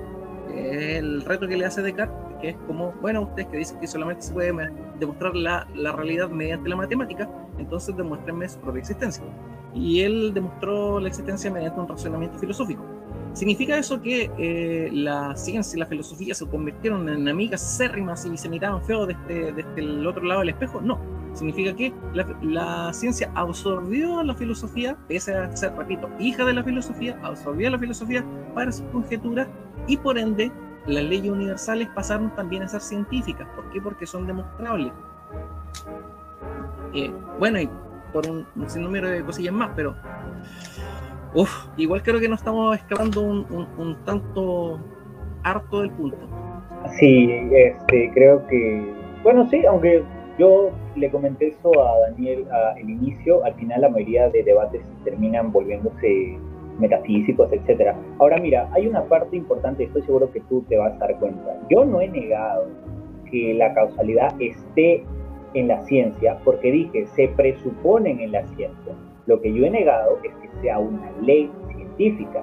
Que algo esté en la ciencia no lo vuelve una ley científica, ni tampoco hace que sea científico automáticamente. Si hacemos una distinción pertinente entre ciencia y ciencia, porque si es que utilizamos el concepto de ciencia de los escolásticos, de los católicos, ahí sí podríamos decir que el principio de causalidad es científico. Pero si hacemos una distinción moderna que es más pertinente de ciencias prácticas y formales, el principio de causalidad vendría a ser metafísico. ¿Por qué? La ciencia no puede negar el principio de causalidad. No es que si ellos hubieran encontrado que este principio era falso, hubieran dejado de utilizarlo. Es que simplemente no se puede, porque la ciencia lo presupone.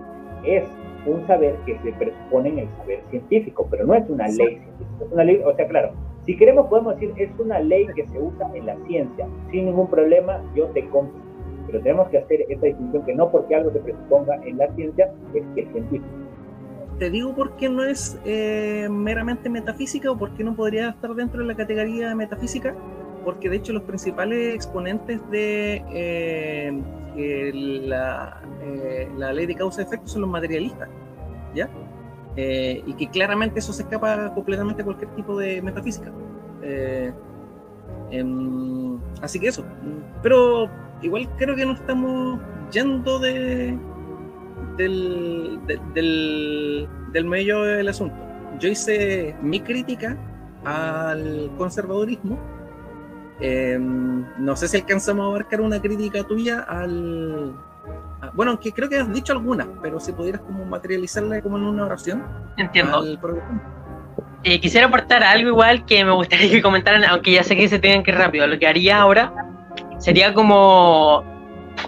es que quisiera hacer una acotación en el sentido de que no sé si todos los materialistas en sí, bueno, aceptan la causalidad en sí, sino que, bueno, no es materialismo, sino era más empirista, pero por ejemplo Hume negaba en sí la causalidad, no la negaba, sino como no lo veía como un efecto de la realidad en sí, sino como un efecto que nosotros lo atribuíamos, ¿no? Me gustaría que debatieran como en cada segmento eso, y luego que Ángel, para que no se alargue mucho, diera su crítica al progresismo, ¿no? Y ahí concluir.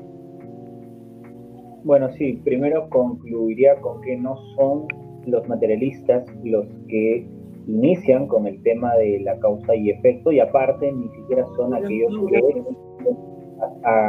que la estudian más. En este caso diría que son los aristotélicos y los griegos en general.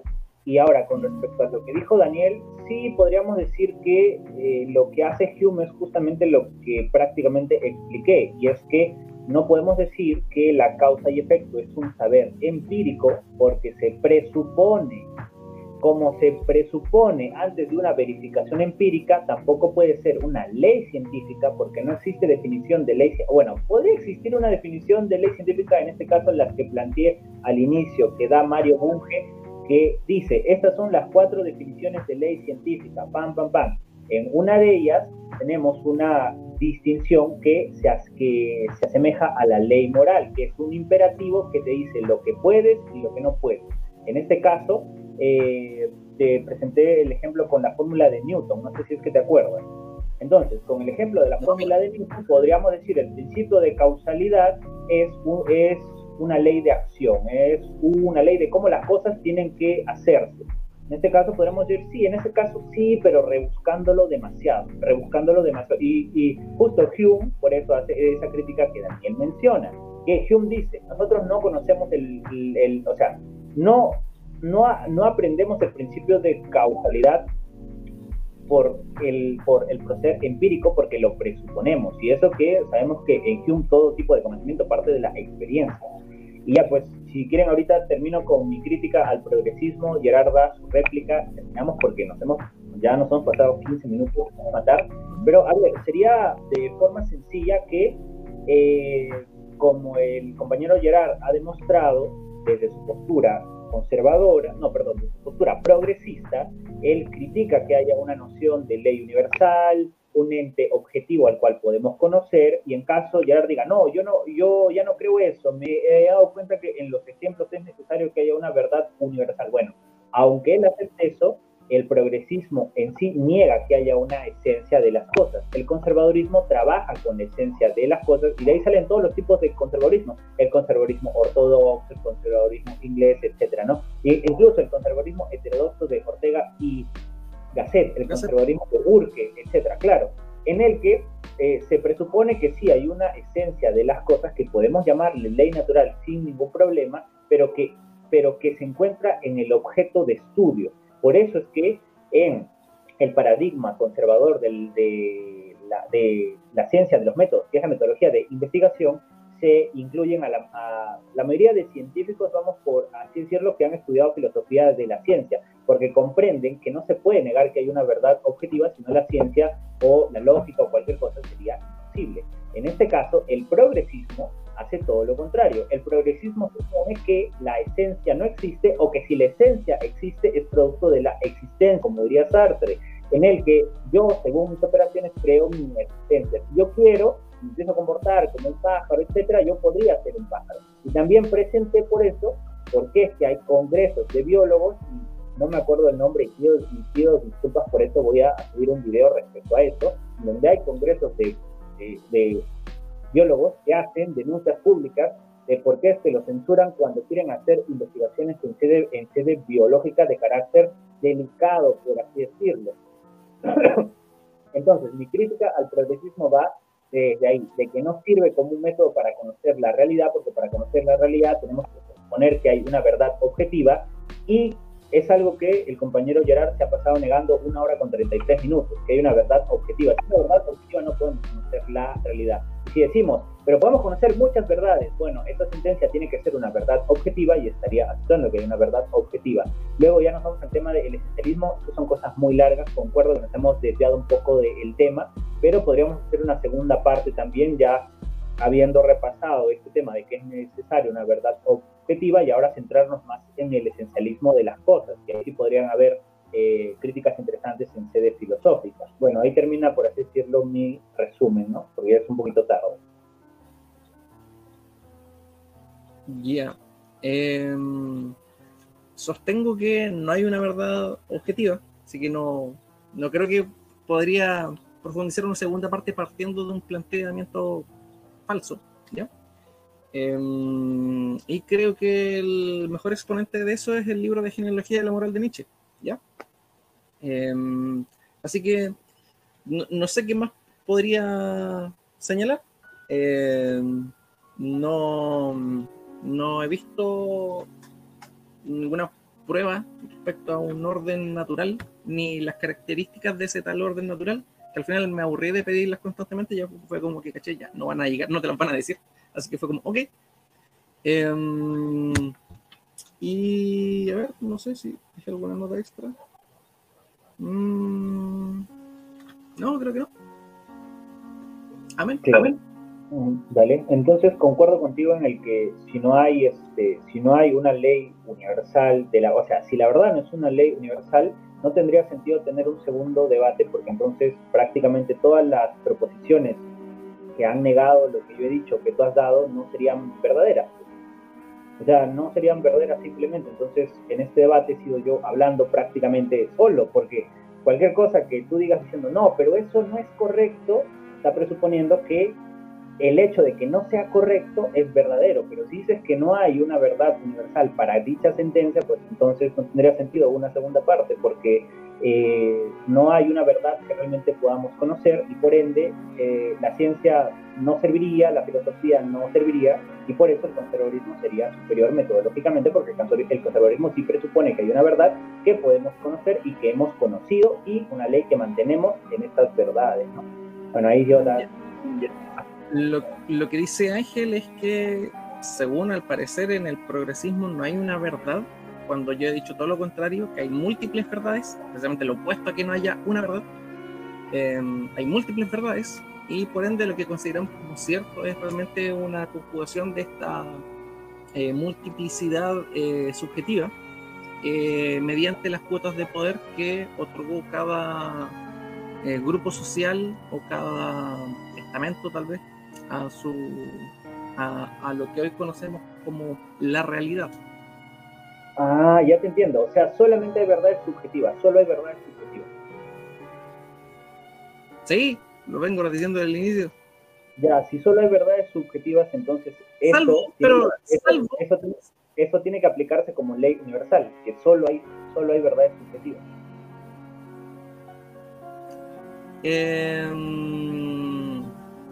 Te va a decir, iba a ser una salvedad. Hay algo que escapa a lo que podríamos llamar lo natural, que tiene que ver con la creación intrínseca del ser humano, que serían las palabras y los números. Esas cosas no... Podríamos decir que las descubrimos tal vez, pero también podemos decir que es un lenguaje propio del ser humano, una creación misma, y por ende, ahí sí podríamos hablar de verdades incuestionables, dogmas o axiomas.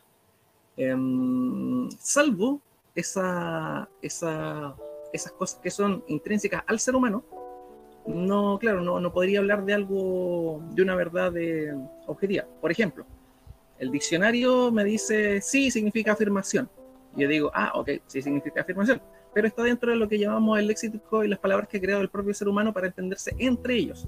Y por ende, yo que creé la palabra sí, por ejemplo, me dijo Carnícola, oye, yo creé la palabra sí, no vas a venir a decir tú lo que significa sí. O sea, es esto. Bueno, habría una salvedad que tiene que ver con el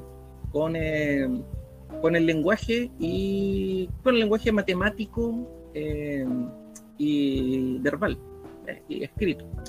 Incluso podríamos llevarlo más allá y podríamos incluir también al lenguaje simbólico. No sé si sería tan preciso, porque los símbolos también están basados en cosas del cotidiano, así que igual tienen una fuerte influencia de quién está mirando. No sé, pues la S de Superman en millones de años tal vez la descubran nuestros descendientes y piensen que sea le tomen otro significado, así que tal vez lo acotaría más y lo dejaría solamente en números y palabras.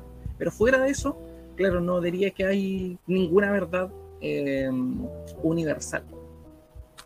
Y respecto a si ese postulado es una verdad universal, es una negación, no es una afirmación. Y aunque sea una negación, igual la fundamento diciendo que la prueba de que no hay una verdad universal es precisamente el hecho de que estemos discutiendo ahora entre nosotros mismos y la sociedad en sí misma, porque, como dijo alguna vez el tío René Descartes, y con esto me gustaría cerrar mis intervenciones, dice en el discurso del método: la diversidad de nuestras opiniones no proviene de que unos sean más razonables que otros, sino tan solo de que dirigimos nuestros pensamientos por derroteros diferentes y no consideramos las mismas cosas. Con esa cita, doy a entender el porqué y el meollo de nuestra discusión, siendo Ángel una persona inteligente. No es que seamos uno sea idiota y el otro sea un capo aquí, dándole clase al otro, sino que sencillamente, como dice Descartes, estamos considerando cuestiones diferentes y por ende no podemos llegar a un acuerdo en nuestras posturas. Eso es todo. Mira, yo creo que si es que sigo replicando, vamos a seguir aquí, porque yo te preguntaría, ¿tú piensas que el hecho de que tú y yo no estamos de acuerdo es una verdad universal que no se puede relativizar? Yo considero que se puede relativizar de cierta forma, sí, pero que es una verdad objetiva. El hecho de que no estamos de acuerdo es una verdad objetiva. Yo creo que es una verdad, pero que no es objetiva, es una verdad. Es una verdad. Ya, ahora, cuando tú hablas de una verdad subjetiva, y no estás hablando de una verdad intersubjetiva, que es la que propone Husserl, cuando hablas de una verdad subjetiva es que depende del sujeto. Ahora, claro, acá podríamos llegar a no decir subjetivo, sino intersubjetivo, que es una verdad que depende ya no de un sujeto, ya no depende de ti concluir eso, depende de nosotros dos. Nosotros dos decimos que no estamos de acuerdo, y mediante el lenguaje hemos creado un sistema que nos hace creer que no estamos de acuerdo. El problema del giro lingüístico es muy grande, y es que al final, si es que te das cuenta, no es que el lenguaje cree la verdad, sino que el lenguaje presupone la verdad, porque cada que das una oración, suponiendo que lo que estás diciendo está contradiciendo una verdad objetiva, estás presuponiendo que tu verdad, así sea negación o sea afirmación, estás presuponiendo que lo que estás diciendo tiene que ser correcto. Si tú presupones que es incorrecto, entonces no tendría sentido que tengas un debate, como dices, ¿no?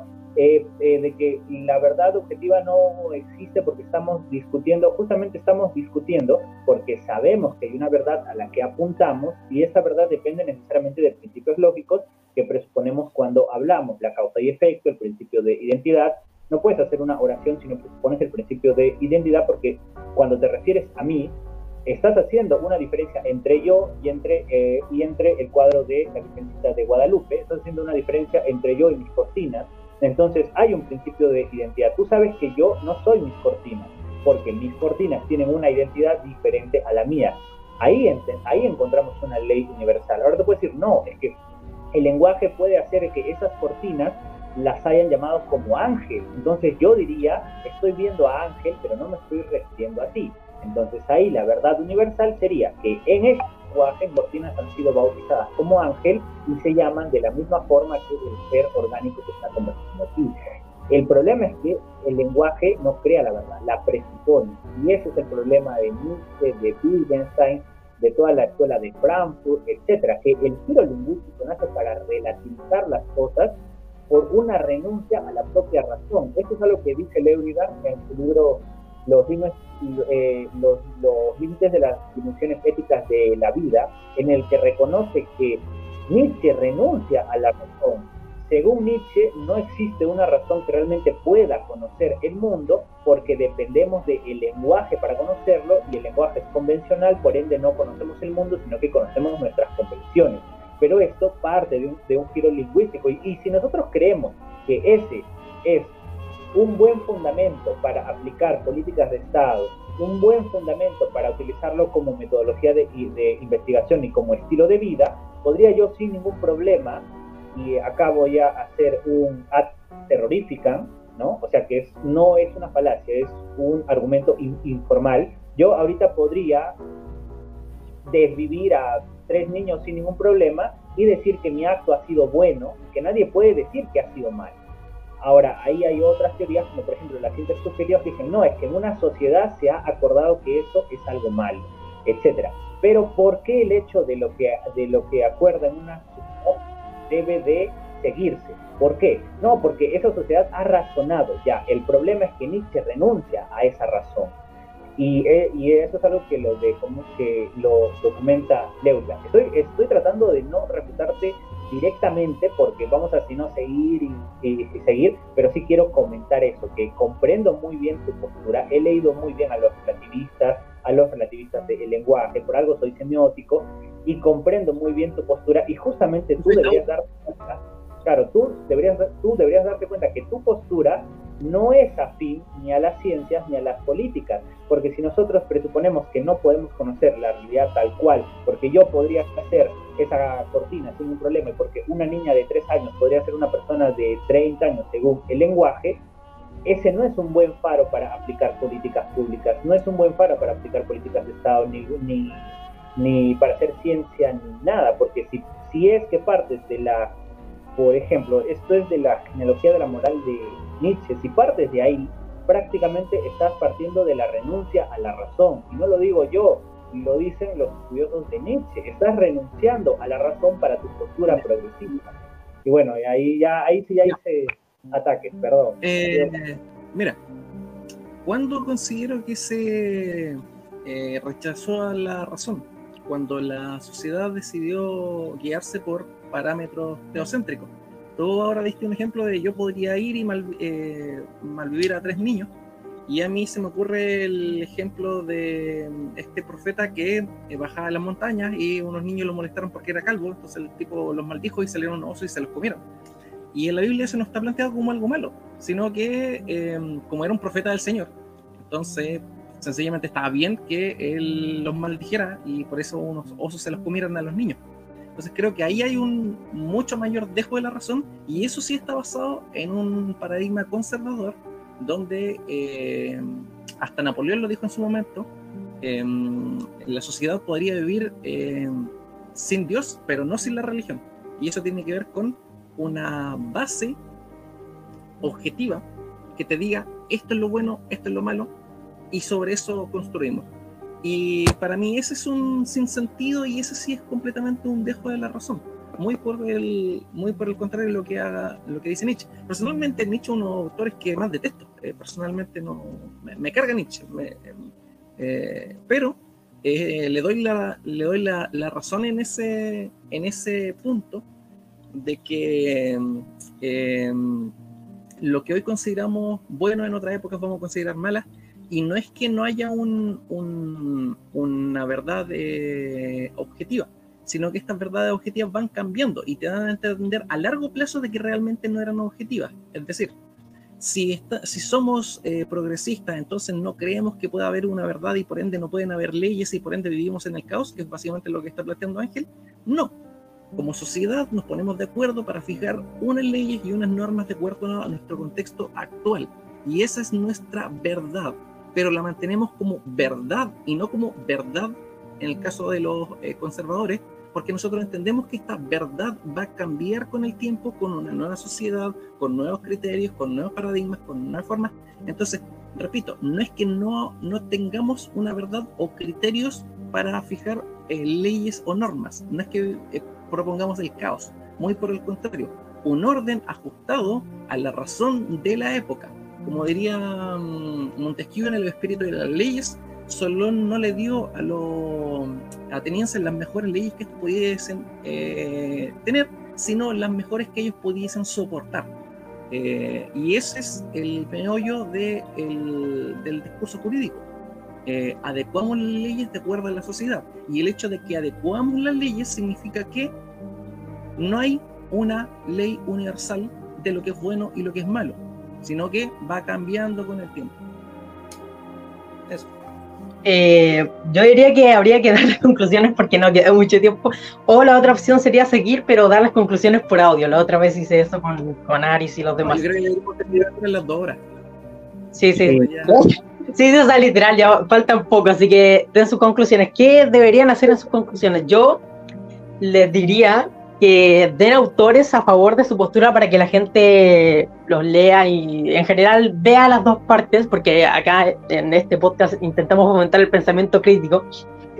Y en general me quedó un par de dudas sobre la postura de Gerard, pero realmente, por si te preguntas, Ángel, él ni siquiera es como ateo o algo ateísta con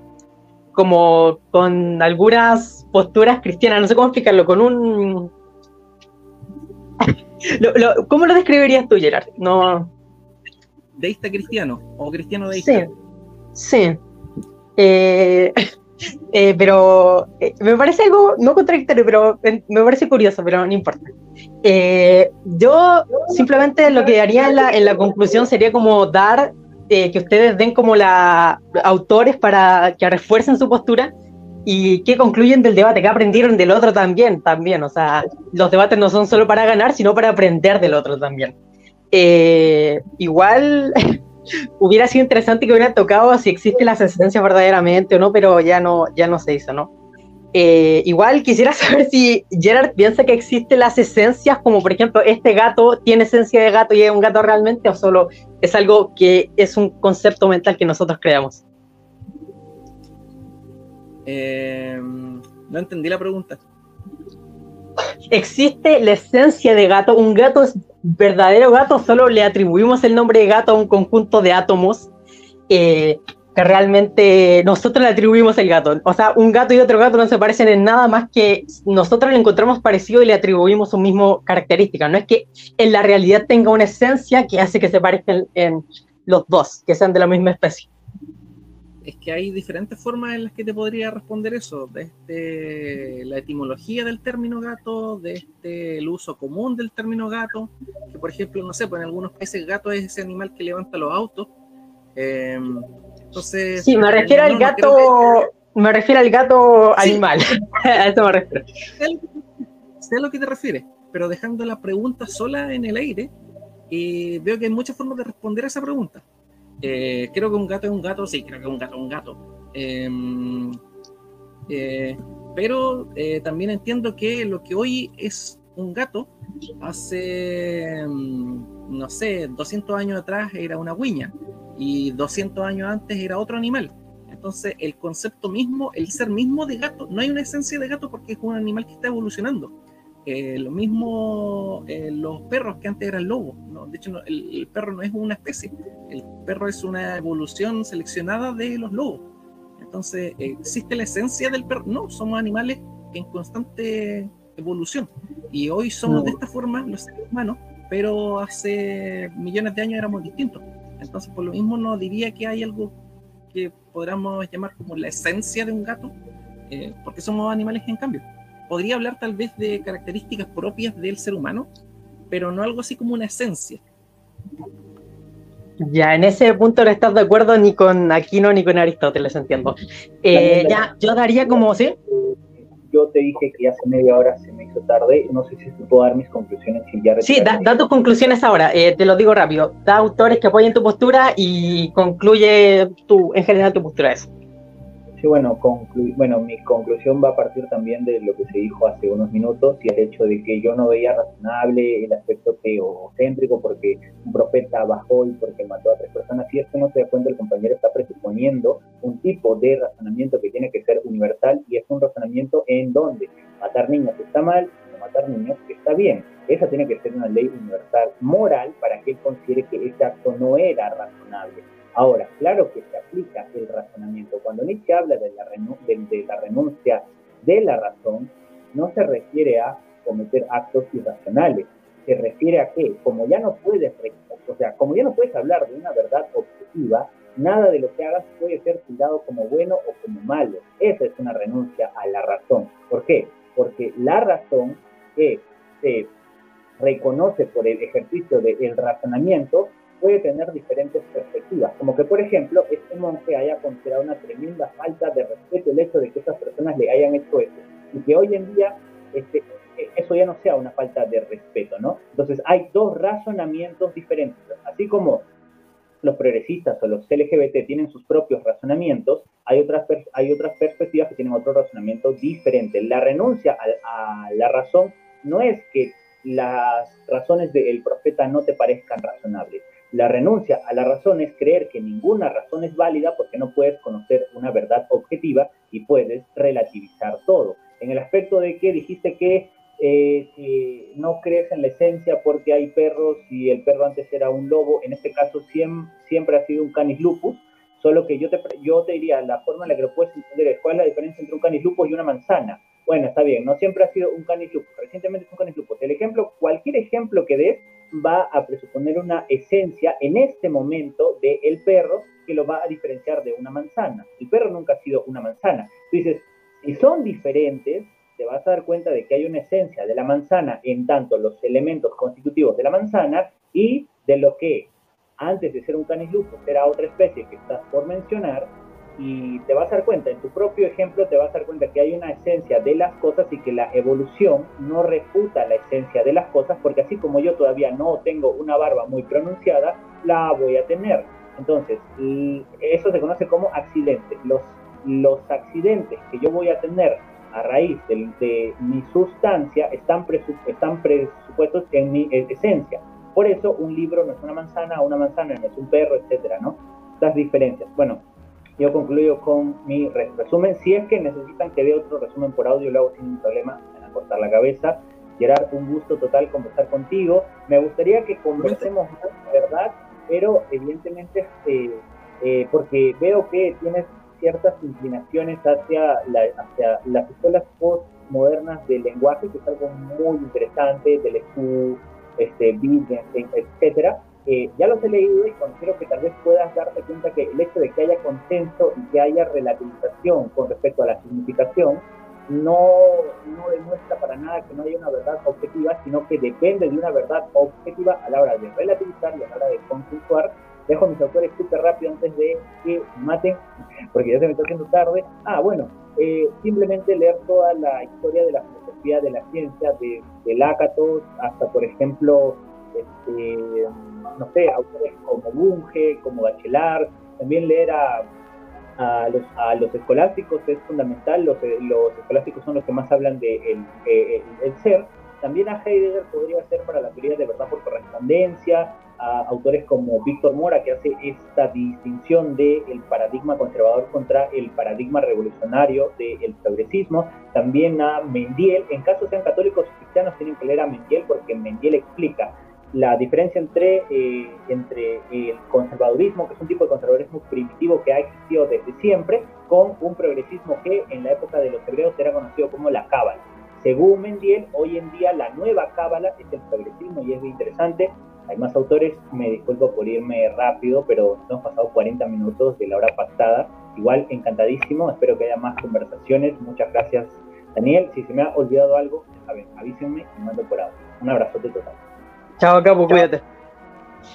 Gracias. Chau. Ya, Gerard, da tu conclusión. Y bueno, tú sabes los autores y qué has aprendido de lo otro en general. Y también, qué te ha parecido el debate, la experiencia en general. Y eso. Estuvo entretenida la conversa, la pasé bien. Mira, hay algo popularizado por Hegel, que es la triada dialéctica. Digo popularizada porque no es de él, se la atribuye a él, pero la gente, de hecho hasta Hobbes bueno, ya, filo. Autores que recomendaría: Séneca. Pero respecto al progresismo, porque claro, yo diría, claro, Nietzsche sería como el principal referente, pero me pasa con Nietzsche que me da asco Nietzsche. No es un autor que yo recomendaría para nada. Entonces, personalmente, como autores de esa parada, no lo recomendaría. Sinceramente. De momento recomiendo leer Séneca. Agradezco la invitación. Y no quiero decir más para que esto quede dentro de 2 horas de tiempo y no pasarnos más tiempo. Ya vamos, súper excedido. No te preocupes, Capo. Fue un gustazo. Y tengo una. Creo que se va a terminar el tiempo, pero ¿consideras a Kant como alguien que podría ser como a favor de tu postura o no? Sí, tengo. O sea, es que mira, del progresismo no consideraría a Kant un progresista. Obvio, no, pero. Definitivamente no. Pero respecto a postulados de Kant, sí hay cosas que de él siguen siendo legítimas hasta el día de hoy. Sobre todo en educación. Sí, creo que se va a terminar el tiempo, pero lo importante. Populares de Hegel, que se llama Escritos Pedagógicos, pero la gente omite que está antes, que no es muy conocido, que es sobre pedagogía, que es de Kant. Así que esas son mis recomendaciones. Muchas gracias, abrazos, y como siempre recordándoles que esta solamente ha sido nuestra opinión y que nos vemos en una próxima entrega. Chao, Capo, cuídate. Fue un gustazo verte acá en el Noumeno de Boltzmann. Chao, cuídate.